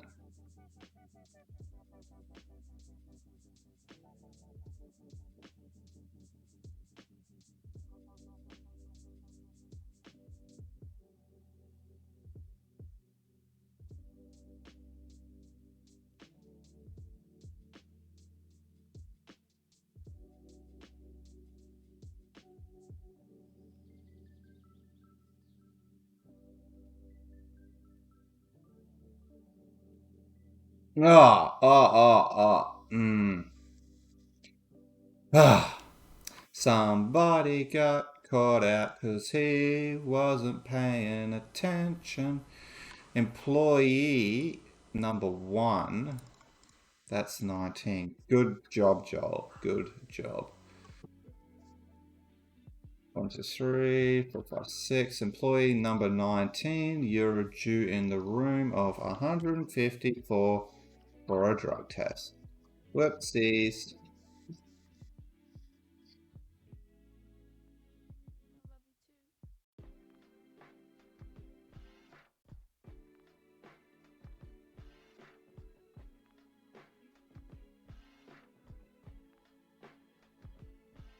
That should be right.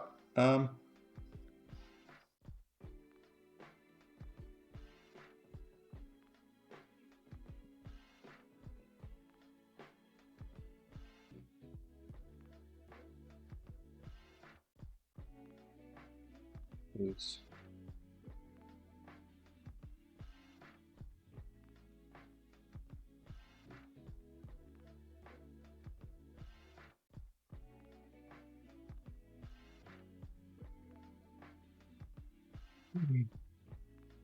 What's wrong with that?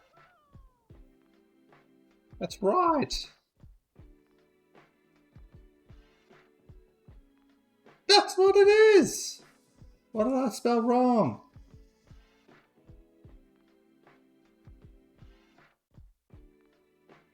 That literally is what I have. What did I not do right?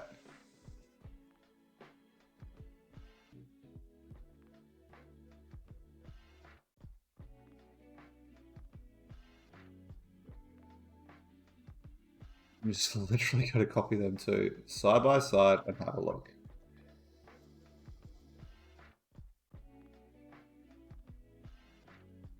Oh, jeez. Just adding words when I shouldn't be.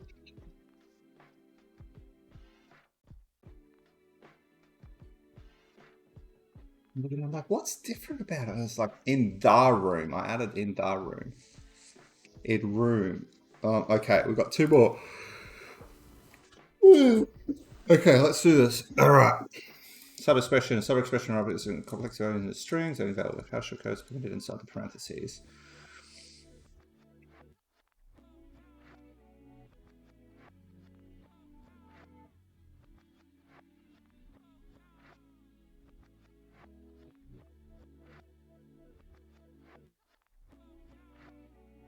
Make sure that's right. Pretty sure it is. Ah, it's nicely spaced.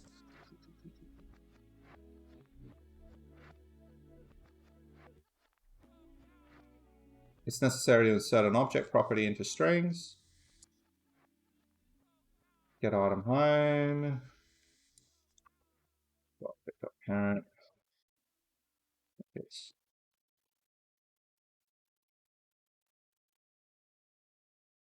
The object that parent should be users.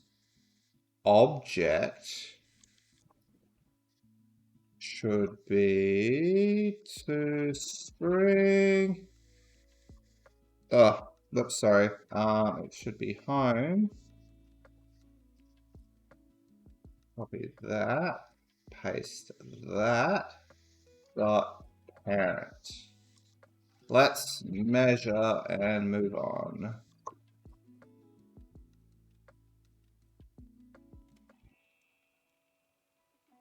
There we go. 8 o'clock.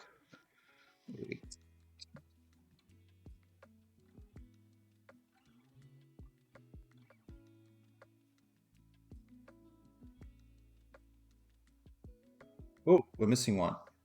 Okay, which one are we missing? It. Should be users. Get item home. Yeah, should be users. It's a sub-expression.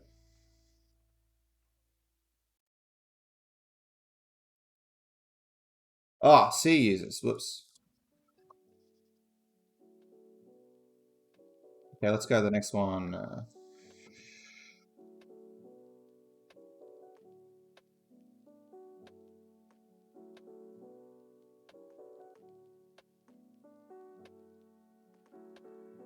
Conditionals. About conditionals. Else. Control file. Use alter code. Yeah, 0.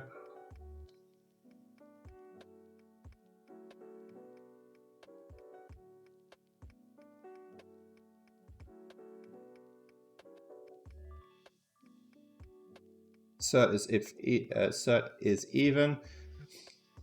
Yeah, modulus 2 is equal to 0.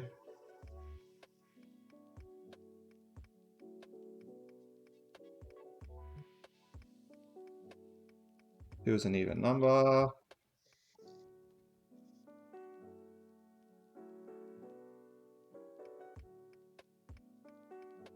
Can be used alone.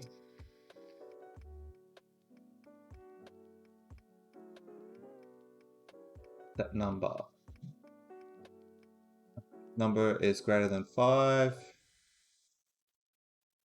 It should just be 4. Or that number 4 should be.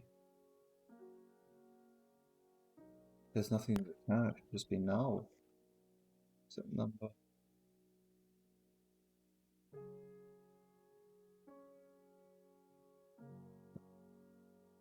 Pretty sure that's right. Should be null.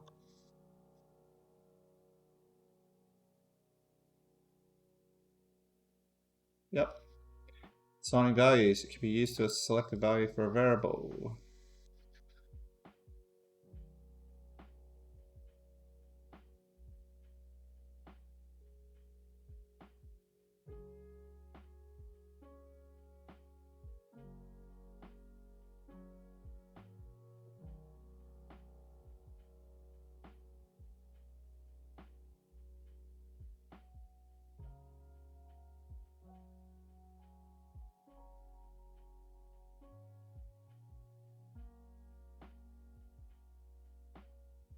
No idea. I have to actually go and run get thing. It's 8. So if 8 is greater than 5, the item dropped to the output is stored in the assigned variable, but depending on the should be 8.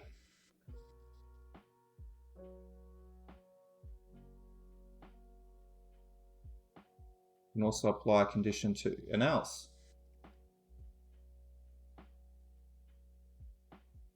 Value if 4 is less than 5, which it is.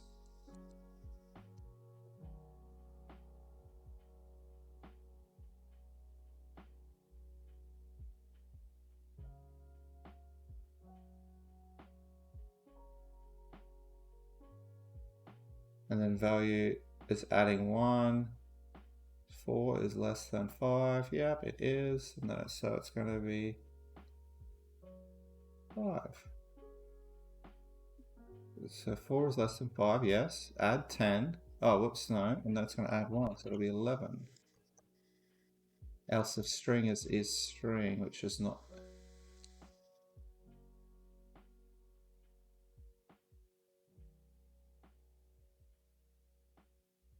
Let's just quickly measure our comma.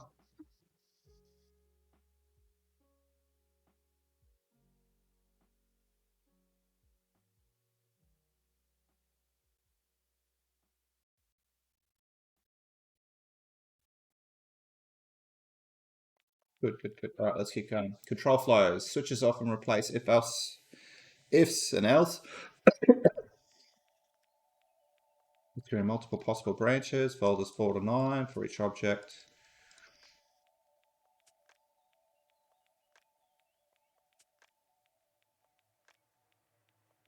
Let's see what it's doing here. I think it was creating a string. Oh. Okay. Ah, okay, yep, yep. 4, 4, 4, 4, 4, 4, 4. Okay, yep. Okay. Switch folders.count.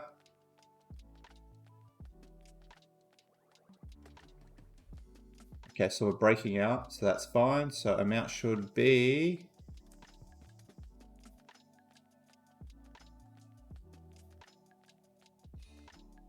1, 2, 3, 4, 5, 6, which means it's the default, which makes it an other, and that's 6.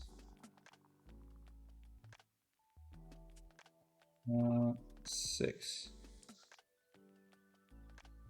Because it goes to default. Assigning values. Case. Oh, it can be used to conditionally assign values. Case. Switch case.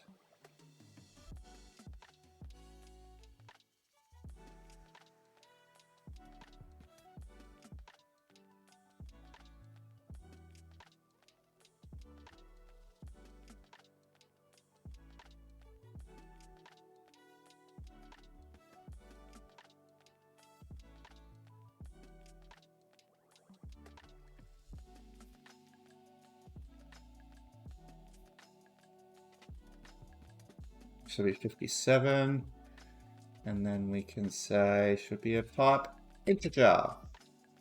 Let's go ahead and measure.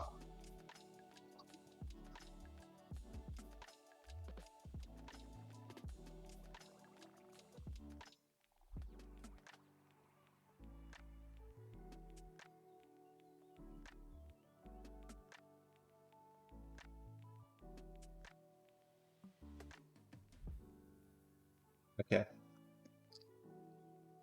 Okay, yep. All right. So it can go through multiple branches. Yep. Condition 1, condition 2. Okay. Switch is condition.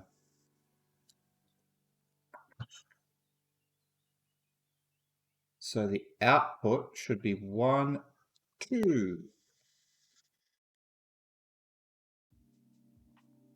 Quickly check. It's 6 out of 11.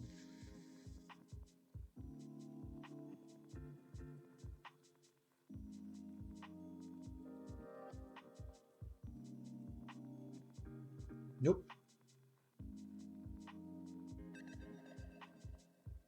Oh, it's going to be an array. Okay. That's fine. All right. Use with arrays. We'll process each element of the array.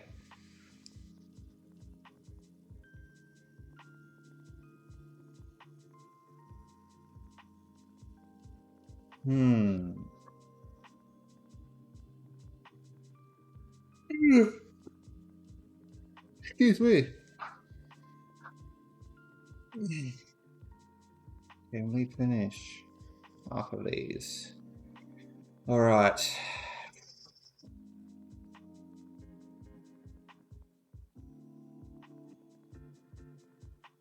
Which array without a break? Okay, so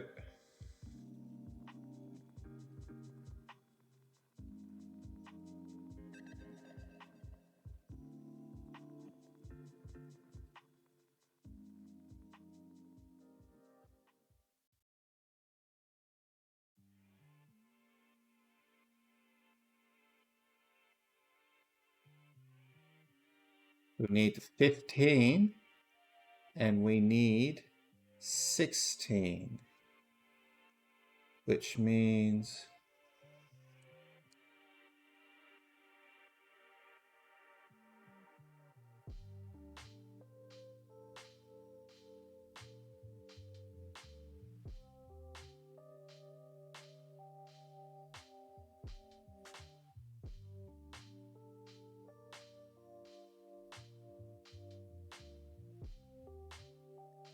Whereas each element of the array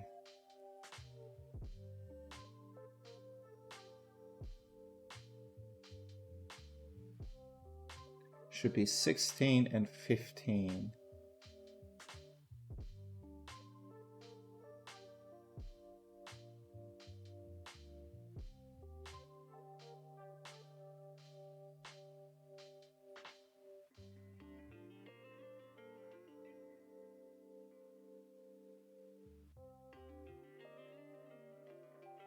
Get tested in the switch. Be careful. Oh, interesting.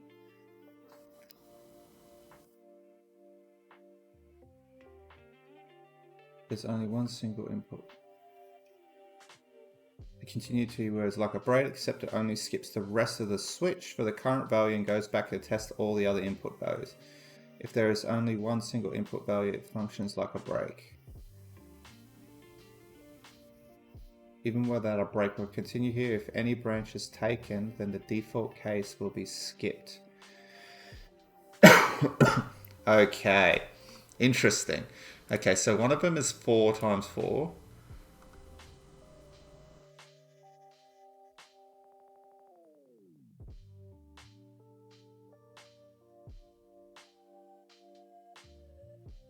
This is a very interesting one, actually. This is each element of the array. So we've got the array, yep. So first one's coming through. So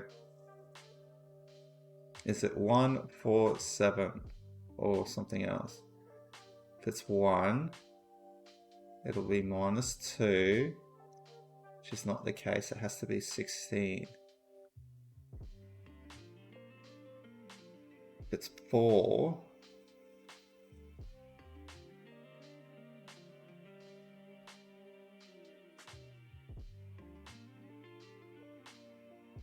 I have no idea. It's a tough one. I would have to assume that it's one of these. We'll process each element of arrays.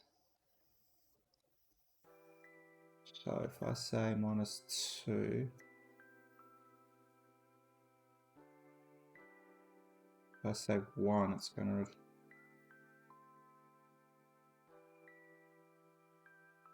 That makes it 44.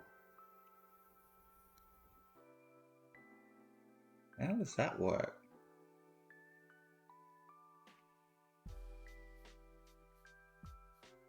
I'm interested to see what it's... Yeah, it's 16. -1 and 16.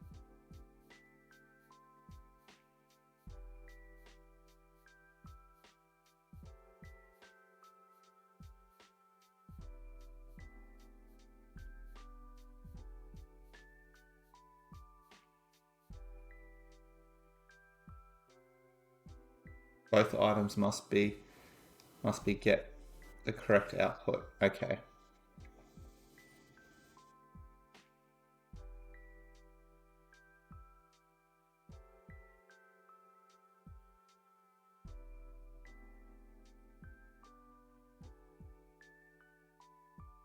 So it multiplies it by itself. So 4 fours are 16. So that makes the first one. So the first one has to be 4. And then if the second one is 15, it has to be 7. It has to be what it is.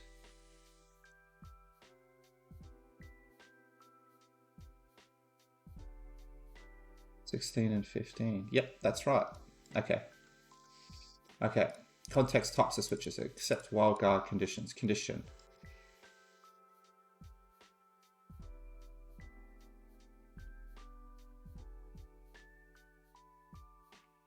But only if you ask nicely.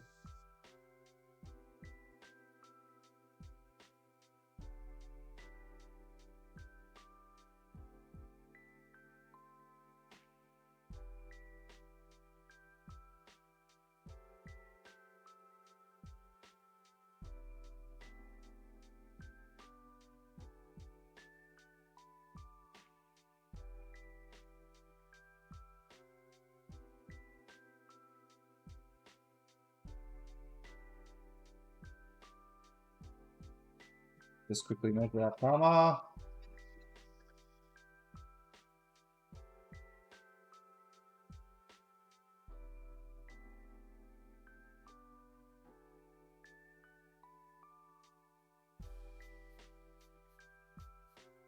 Which is 3. Okay, yep, we're good.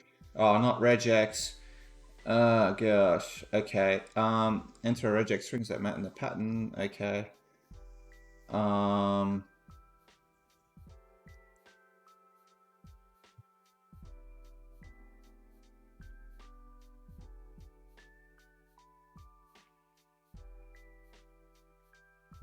No, regex is not working.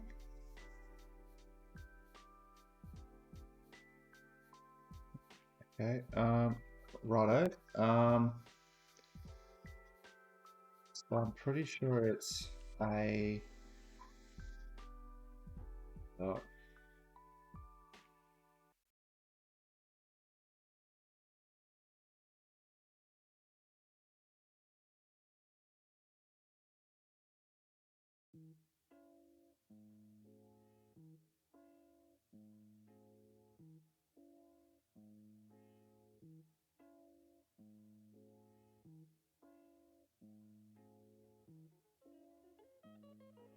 Force it to write a regex string.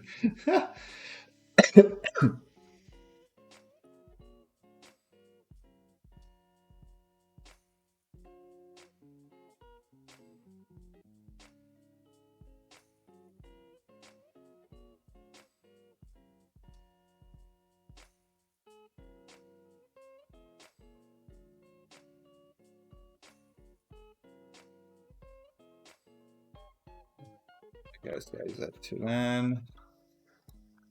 Allows the use of conditional expressions. Unlike many other languages, PowerShell allows you to customize switches immensely through the use of script blocks and create dynamic conditions. Yeah, okay. Test value. What's...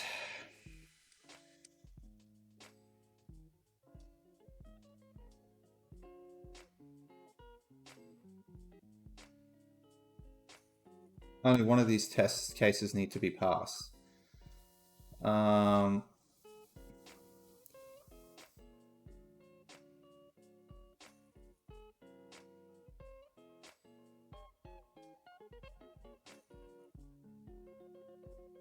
So if the test value, so say, is 10 is greater than 7,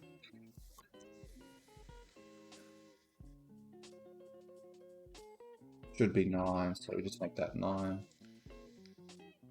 And that's it. See if we can get this one done.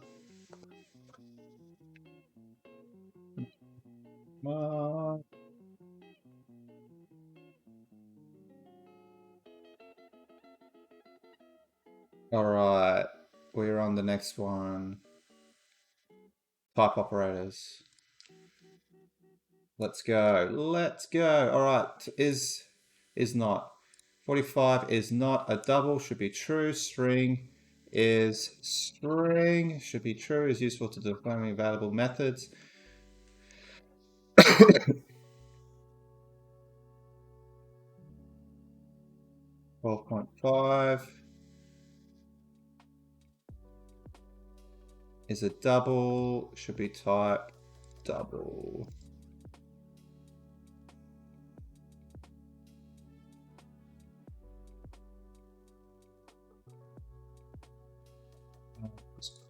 Oops, it's clear.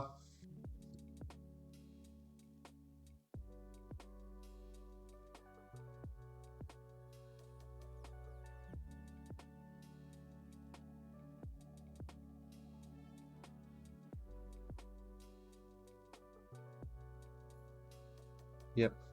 Okay, what do we got now? So is used to convert objects to other types. So what's my other types? Okay, should be type string. String. New value as int. Okay, so I can just make that as a value int. Should be type of int. Is similar to casting. String 04 string, which makes it 4 numbers int. Number should be type number 2. Number should be of type int.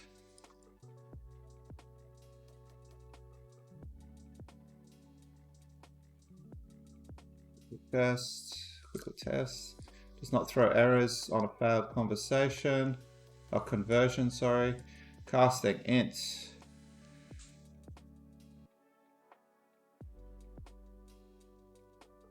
Could throw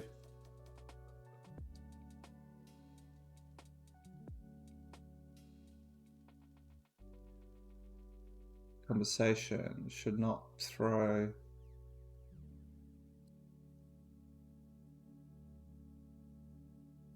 conversion. Conversation, why am I reading that? Does not throw errors on a failed conversion.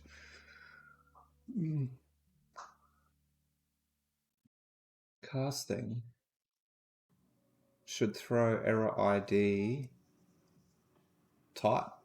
I have no idea what error ID it's going to throw. Conversion should not throw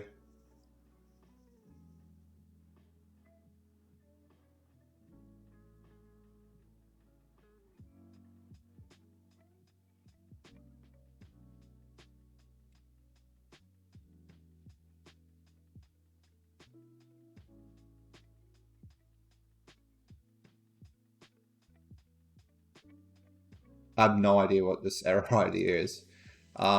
Conversion should not throw. Yeah, it won't, because unless you invoke it, then it will throw.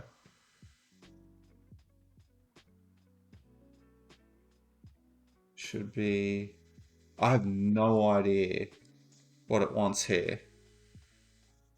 Should be in conversion invoke.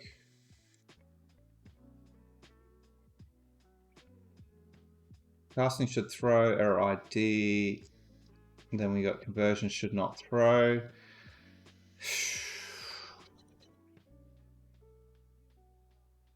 What do we got here? What do we here? Shouldn't throw anything because you haven't invoked it.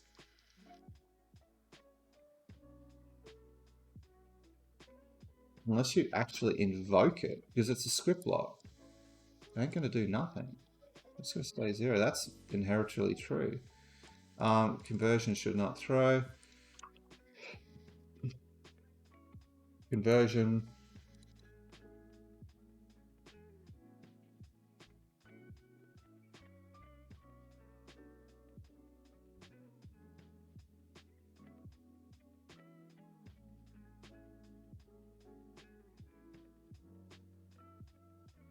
It does throw errors on a failed conversion.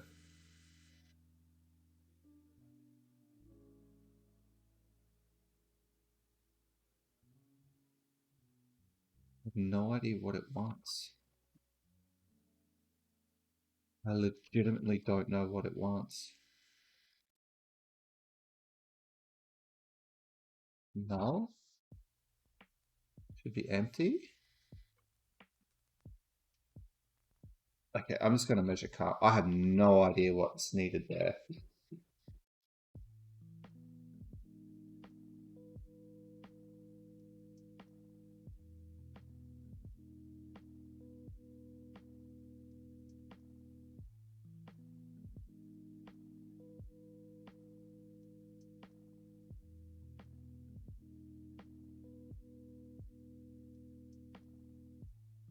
Okay. I don't get it. Because I'm just going to run this manually. Okay. Okay. All right. All right. I didn't really fully understand that. Okay, yeah, I can understand if it fails, it's not going to populate the variable. That's fair enough. So if type conversion fails, it won't work. Okay, what's the next one? I think it was hash tables. Okay, we're nearly halfway anyway. What are we at? What are we at? What are we at? What are we at? Hashtag. No. What are we at? Where are we? About hash tables. Let's go. Let's go. All right. Hash tables. Yep. Robert. Yep. Hash tables are built using a hash literal. Yep. Should be of type hash table. What's a type? It should just be type hash table, like, wouldn't be anything. Get type, name, hash table, yep. I don't really. Values in the hash table can be retrieved by specifying the corresponding key. Color should be blue. Spectrum should be ultraviolet. Hash table should be type table. Measure that because that was a double up there.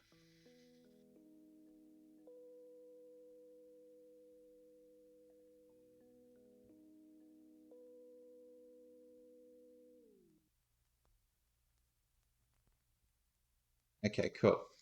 All right, so next one we've got hash table species. So that can be built in pieces. Yep. Color should be red. Spectrum should be microwave. Can be built in a hash table using object methods. Hash table add name John jumped up. Okay, so should be hash table age is 52. Working with hash tables, reference type. Yep. Hash table 2 is equal to hash table 1. We're adding to hash table 1. Yep. Hash table 1 age should be 12, right? No, it shouldn't be. It should be 21.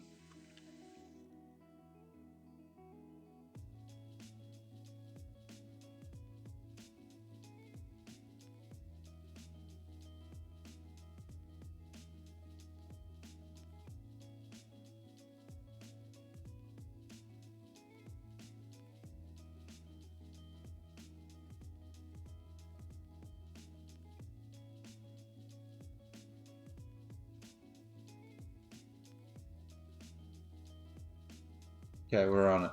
All right, so it can be cloned instead of passing reference to original. We can copy it. Yep. Okay, it's cloning it. Hash table 2 is meal size snack. Calories. Yep. Hash table 1 meal type should be dinner.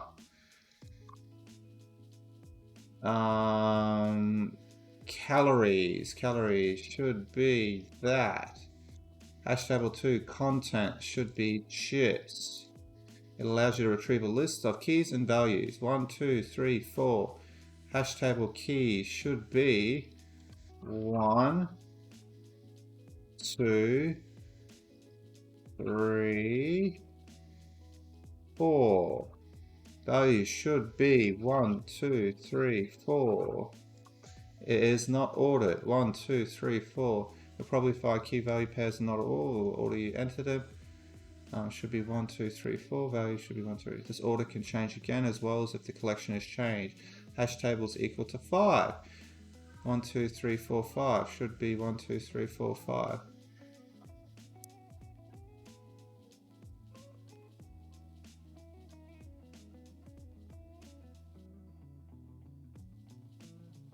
I'm pretty sure it throws it at the beginning. That's what I can remember. I'm pretty sure it adds it at the top. 4, 5, 2, 3, 1.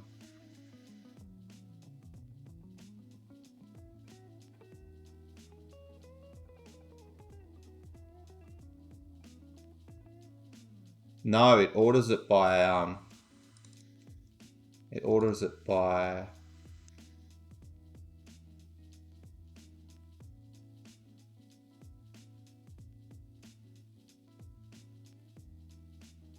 4, 2, 3, 1. Oh shoot. So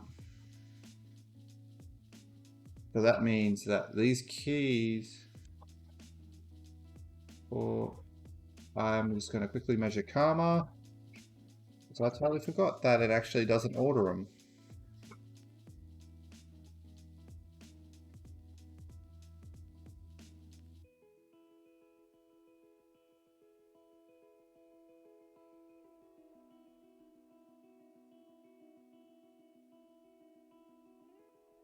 $109.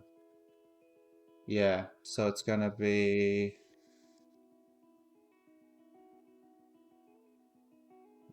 4.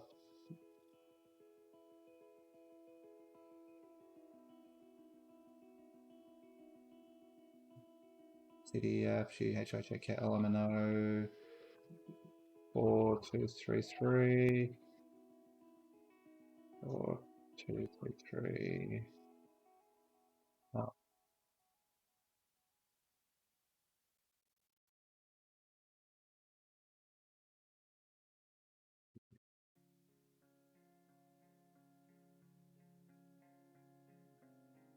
Oh, whoops. Yep, that's right.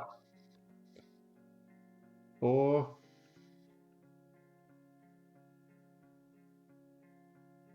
4231. 4231.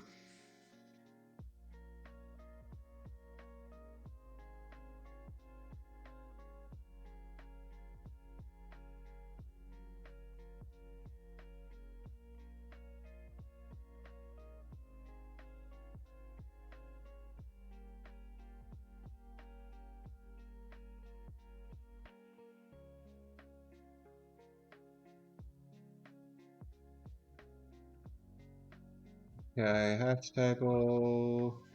Probably funky values and not already.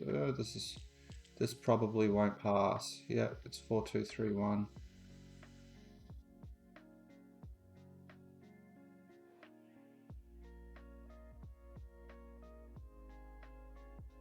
I'm sure that.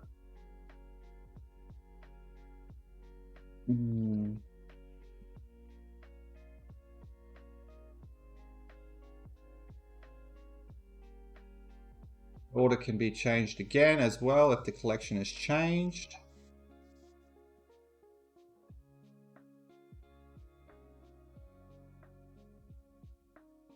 Hash table now.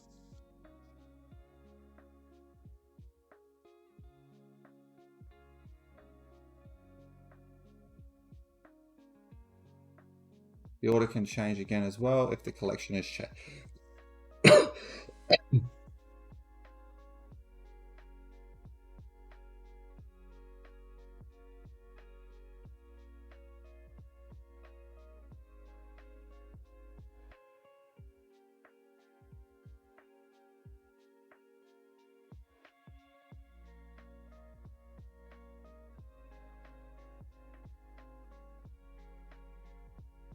Can be forced to retain order. So 1, 2, 3, 4. Order tag is not itself a property type, but transform our regular hash table into. That's a good question.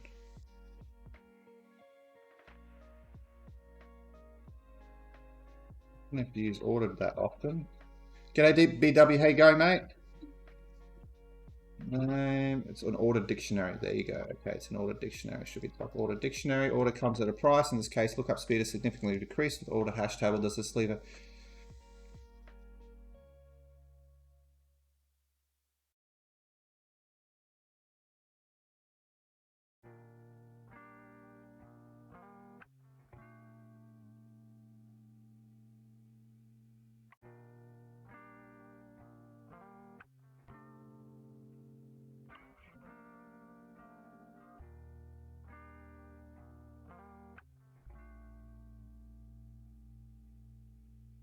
Let's remove keys. 1, 2, 3, 4. Remove 1. Should be. Oh, well, that's.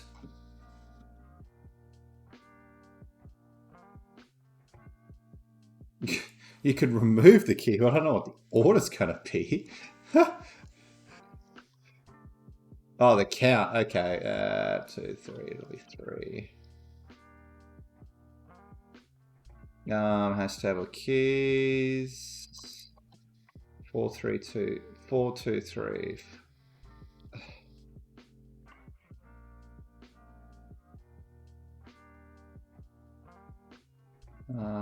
4, 2, 3.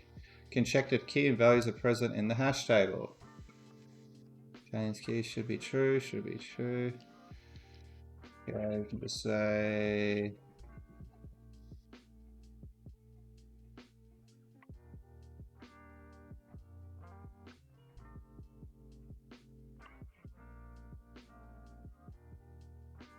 Jane's key carrots is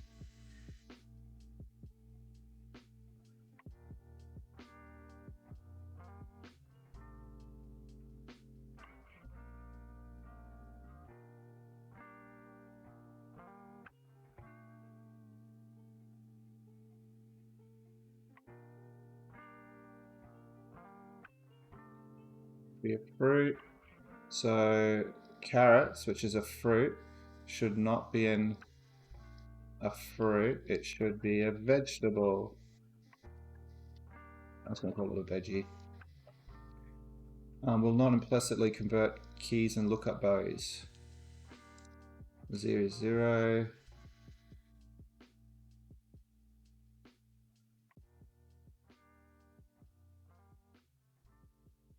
Be null. That will be a 0.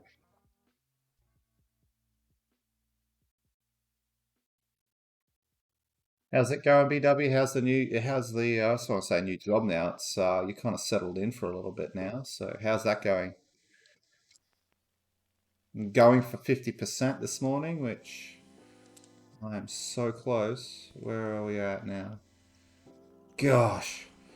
Problem with ordering is the fact that it's unordered. It's going to be whatever it wants to be. um 125. Please don't ask me to do these, fix these ones, because that's not right. What do you want? 5, 4, 3, 2, 1. But it. Yeah, it. Oh my gosh.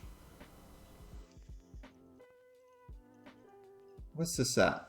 125. Should be 5, 4, 3, 2, 1.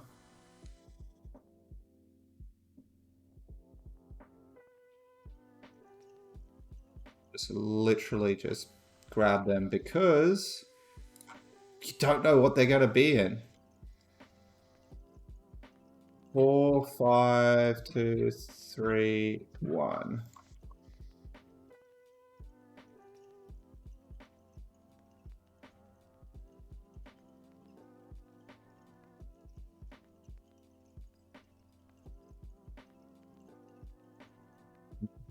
Come on. All right, yeah, we're nearly there.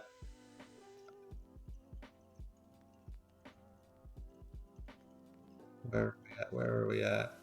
Line 30. What's going on at line 30?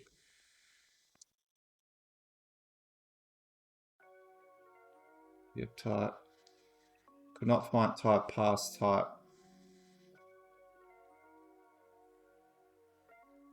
I'm just going to finish it and we'll carry on.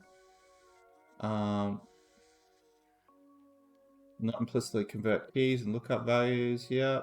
Can access values by using keys like properties.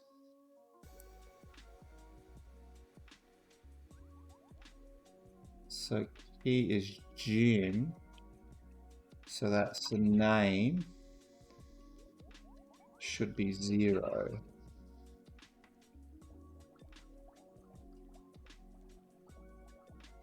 See if we're done. Come on, come on, come on. Let's do it.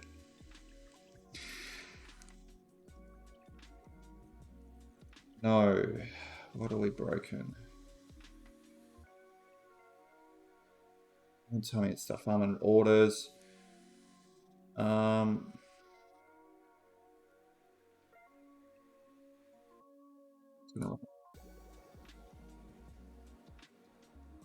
Can be forced to retain order.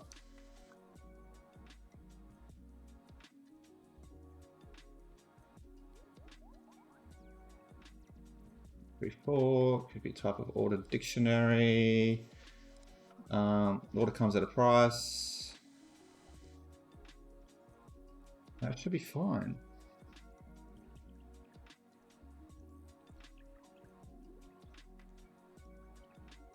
Two, three, four. Yep. 1, 2, 3, 4.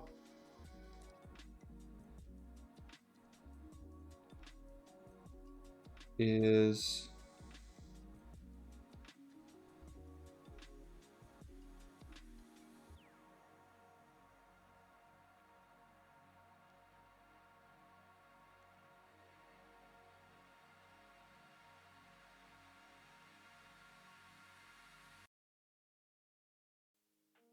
stable?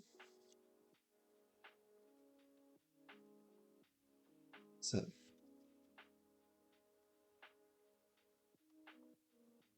You want the full type name?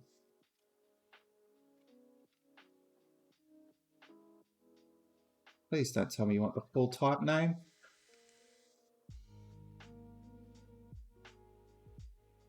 Okay, what else is broken? Implicitly convert keys and lookup values.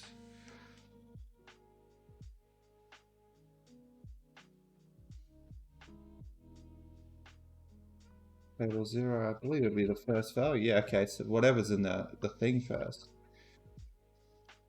0.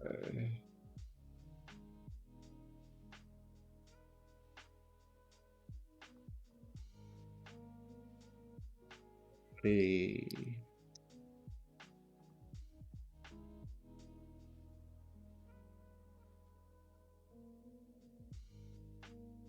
Now, what's it now not liking? Vector 0, but got null.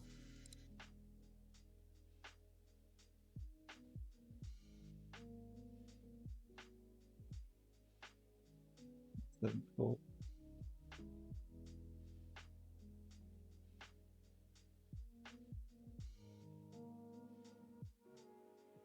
Oh, interesting. I thought, oh no, because yeah, okay. I thought it could do that, but it doesn't.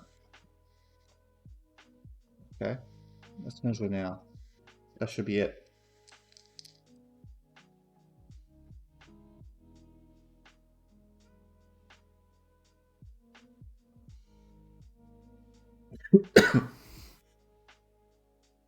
All right, loops and pipelines. Let's go. Loops and pipelines. 279 divided by 2, 139. Okay, we've got 10 more loops and pipelines. Let's go. Yeah, we're going for the halfway mark here. Use the process input in several stages. 1, 2, 3, 4, 5. An array where there's less than 3 should be 1 and 2.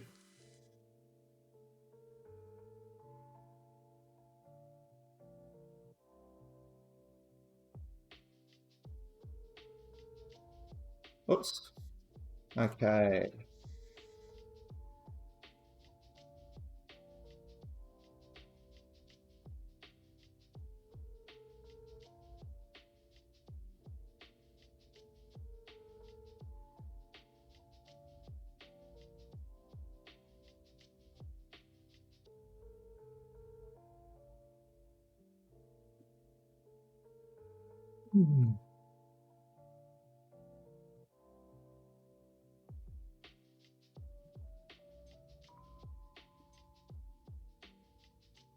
Okay.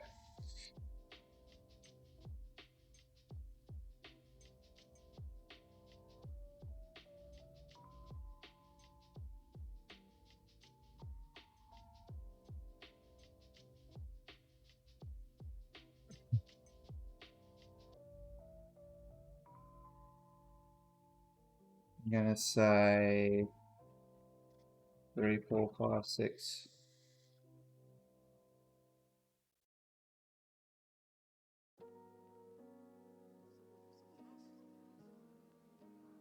If that's right.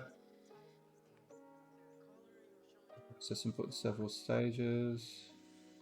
No, that's not right. I'm not going to look at the answer.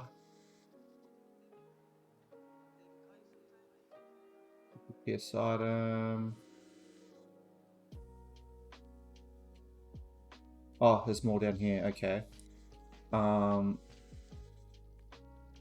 Strings 3 to 7 for each object.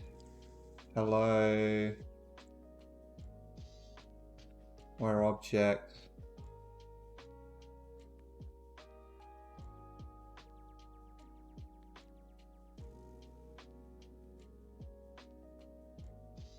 Could be hello. Oops.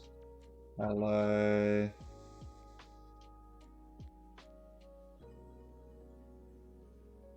Three. Hello. 4. Hello. 6. Hello. 7. Quickly check to see that. That's good. All right, now specialized loop. Let's go and do these ones. It is a specialized loop. Standard loops are available, but unlike we could still use live PowerShell output to bundle all their output. Yep, yep, yep, yep, yep.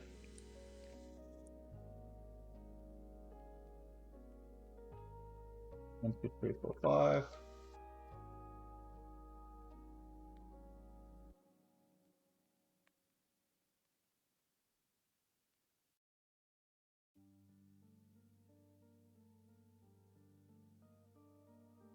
For loops are quite rare in native PowerShell code. They have the use cases, but are frequent. Excuse placement for both ecosystem. Remember, plus off variable. Yep. So that means that variables.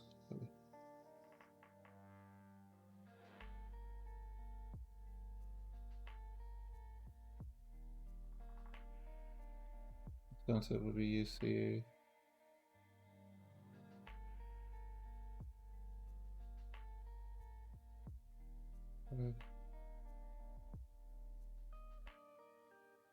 Tick is greater than 2, break, so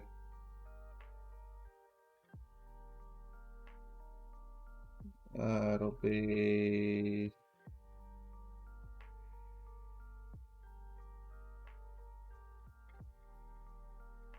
while true 0, 1, 2. Okay, let's just try this. Okay, so it'll be 1, 2. There are some other types of loops available, but these are the main ones. Reverse of a while loop is an until loop example. Yep. Similarly, yep. Okay, do, eat meat while false. You have to put a while at the end of the loop, or there'll be 0 iterations.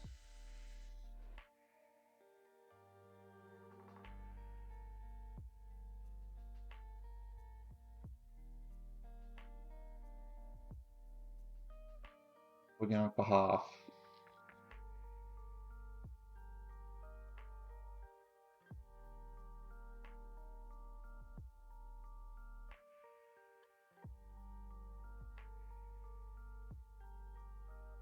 Okay, we got 2 wrong.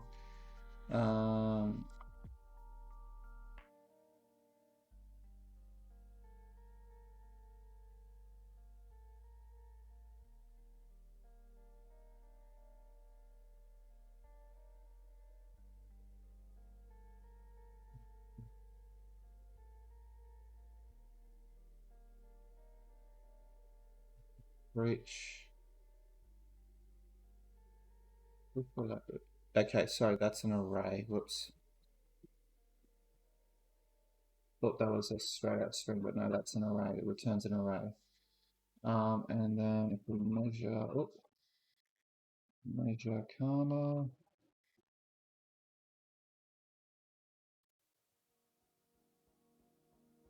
Come on, come on, come on, come on.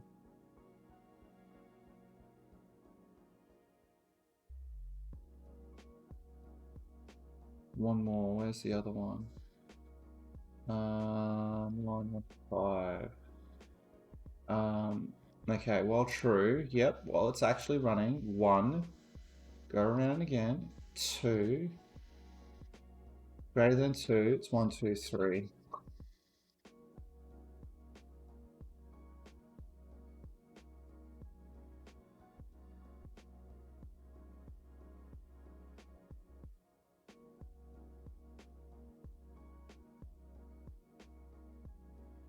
Okay, about the stock challenge. Foundations, about the stock challenge, about stock. Promise separated about Microsoft stock prices during 2012 without modifying the list programmatically. Find today the greatest variance.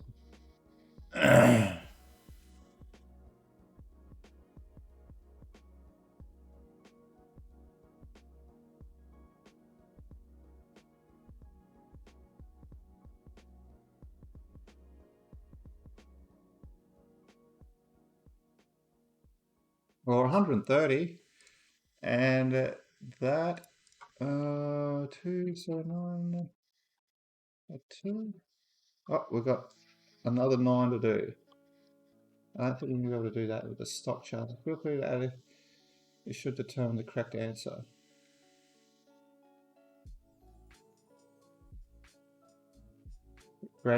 Get greatest variance date.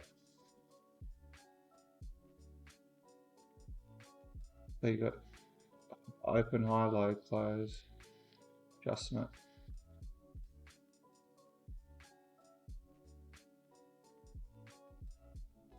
So we should determine the correct answer. So what we need to do is write some code. Let's go and have a look at our stock data. Stock data. Okay, great. Yep. We can do here is we're just going to go data, convert from CSV.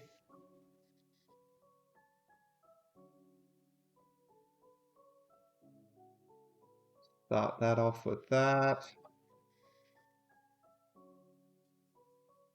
Whoops.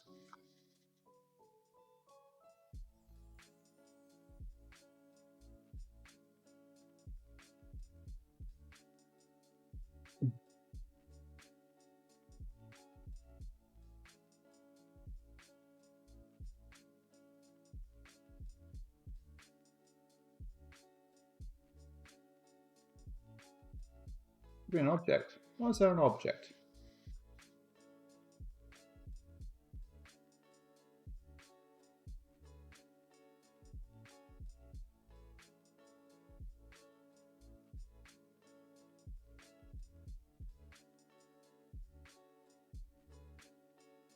Oops. Okay, let's just rerun that.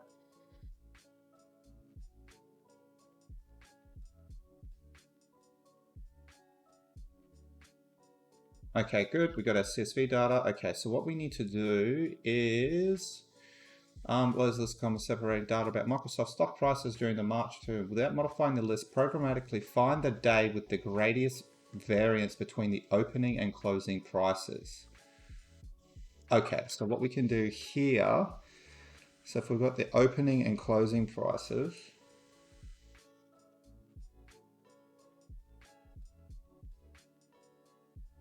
greatest variance.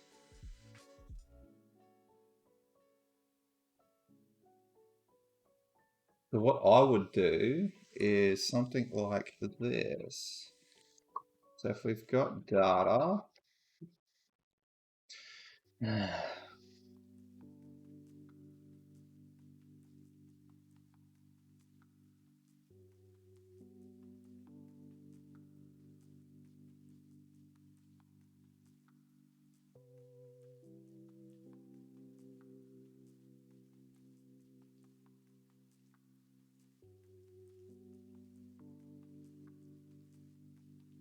then we can go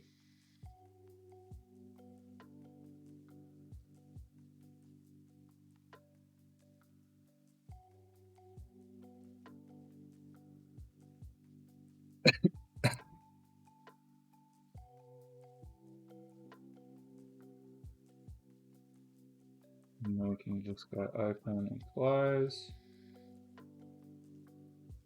And then what we can do,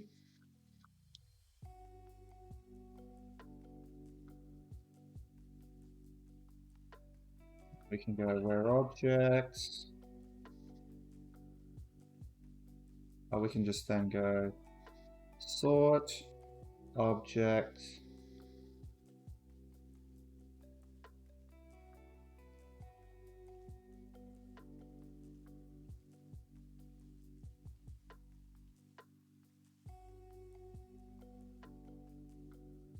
variance of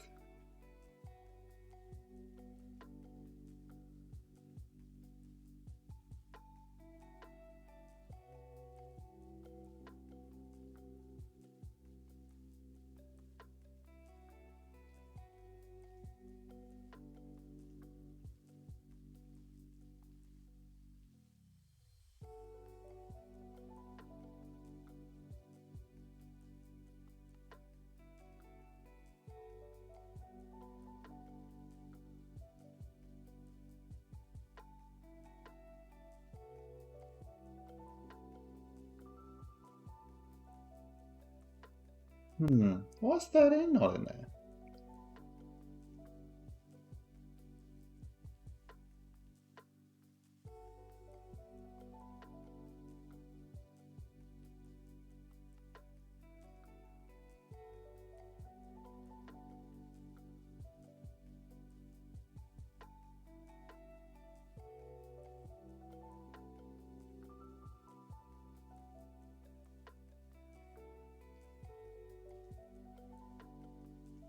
I'm very interested in this one now.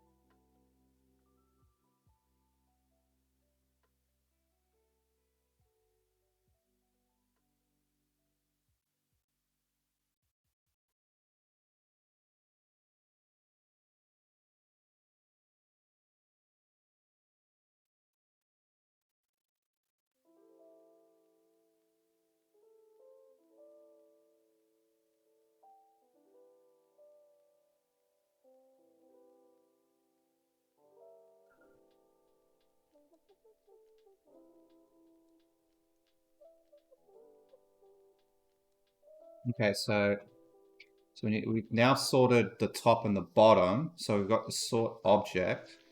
So what we can do is say this. I'm just going to say sorted data. What we can do is take the first and last element and then find the one that is furthest, that is greater than 0, or that's further than prop 0. So what we can do there is,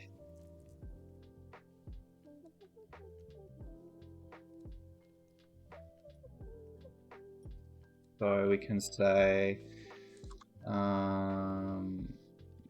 sorted data equals data, and then we can say sorted data -1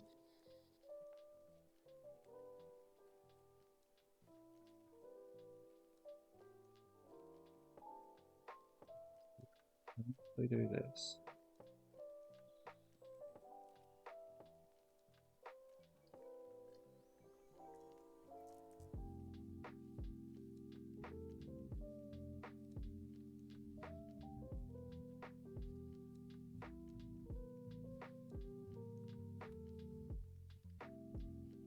So grab the first and the last, and then what we're going to do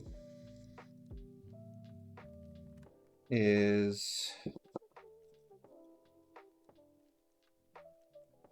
select object star difference.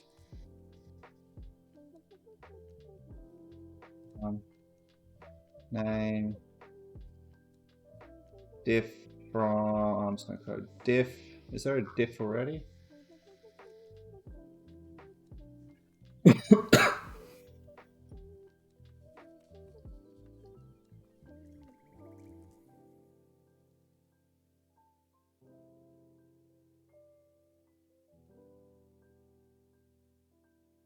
And then we can go E expression, and then we can say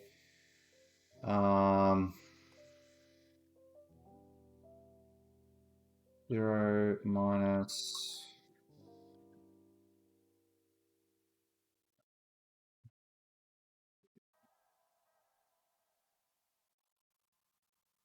diff 043.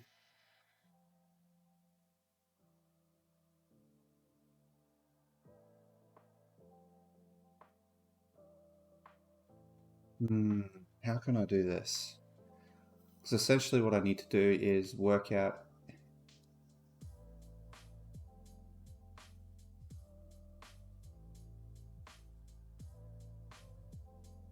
I think what I need to do is invert it. So I can say if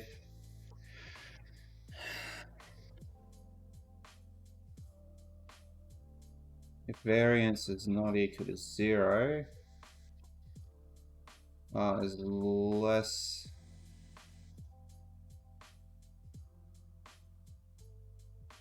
than 0. Gotta keep a look at the clock because I need to go soon. Else if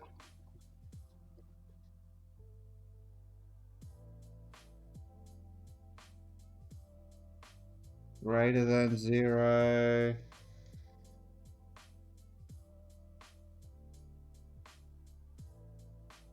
else 0,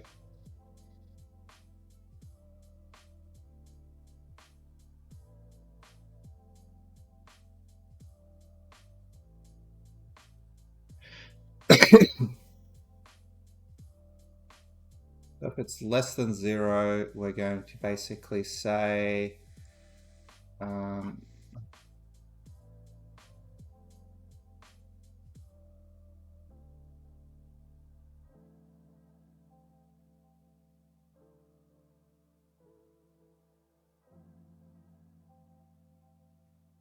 negative to positive.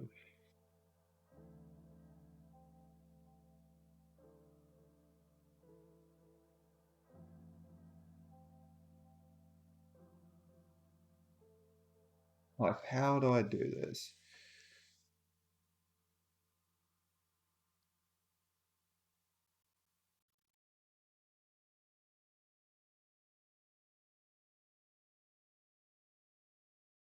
Math ABS.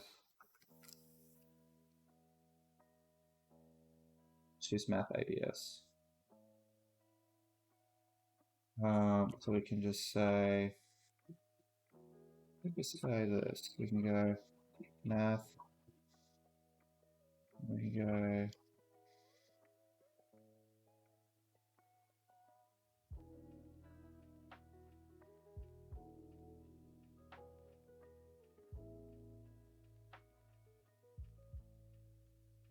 Oops.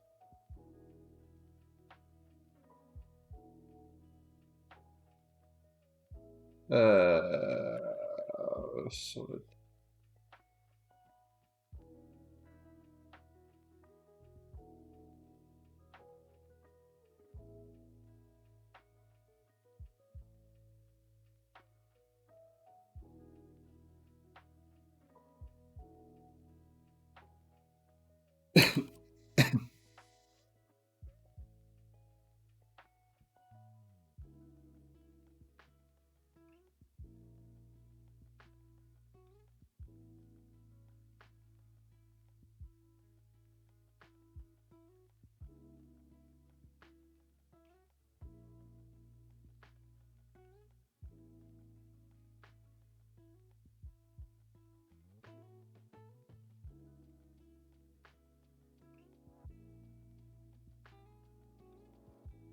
That's the smallest variance. We want the greatest variance.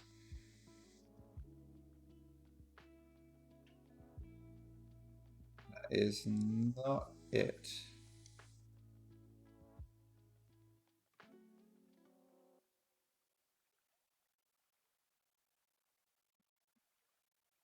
Okay.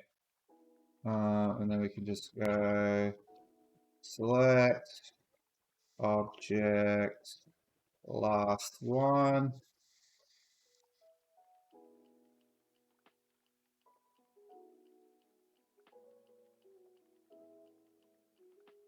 I want to quickly check what math at ABS does. Math ABS. That's the absolute value of a number. If the value is positive or negative, the negative is negative. Okay. Right, so returns the absolute value and inverts it to a positive. Perfect. Cool. So that's what we want. So that way we can then find our variance from our opening and close. And then from that, we can pass this. So now if we measure this, let's just run it and see what happens. Oops. So we've got stock data. Oh, and I need to go data dot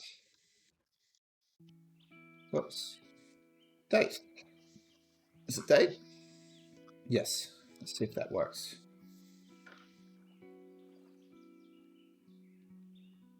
Just call that. Let's run that. Not validate.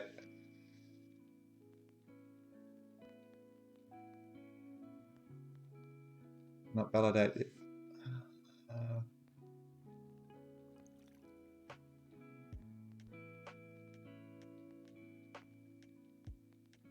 What we can do is just do this.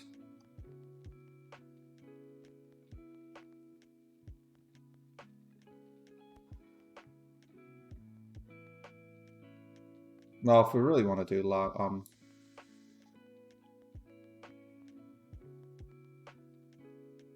just do it one line. That's what we're doing. We're doing a one-liner. Try that. Let's see if that works. Look at that. Bang.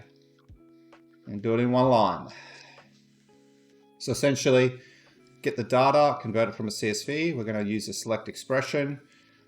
Totally not using it the way that Joel wanted me to use it. Create a variance. Basically, select expression using a variance. Invoke the difference. So subtract the open and the close, and then negate the negative. And then sort it. And then basically select the last one, which is the greatest variance, expand the property, and bang, that's it, done. And unfortunately, I think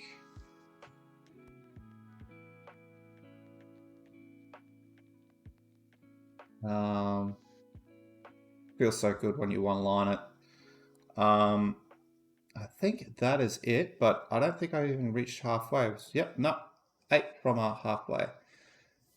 Nearly there. It's about discovery. But anyway, that's it for me today. Hope you enjoyed it. Bit of a challenge. We're going to pick this up next week and see how far we can go again. Bit of a speed run. Obviously, it's a bit of a learning experience as well. So we're going to be going through and learning a bit as well. But yeah. Halfway, well, it's pretty much halfway, about a little bit before it, but hopefully you guys enjoyed it. So actually no, next week I won't be streaming, but the following week I will be. But I'm not going to touch this. I'm going to leave this alone, and we will pick this up where we left off, and we will go from there. Anyway, guys, have a good weekend, Friday night, and I hope to see you guys around again. All right, bye-bye.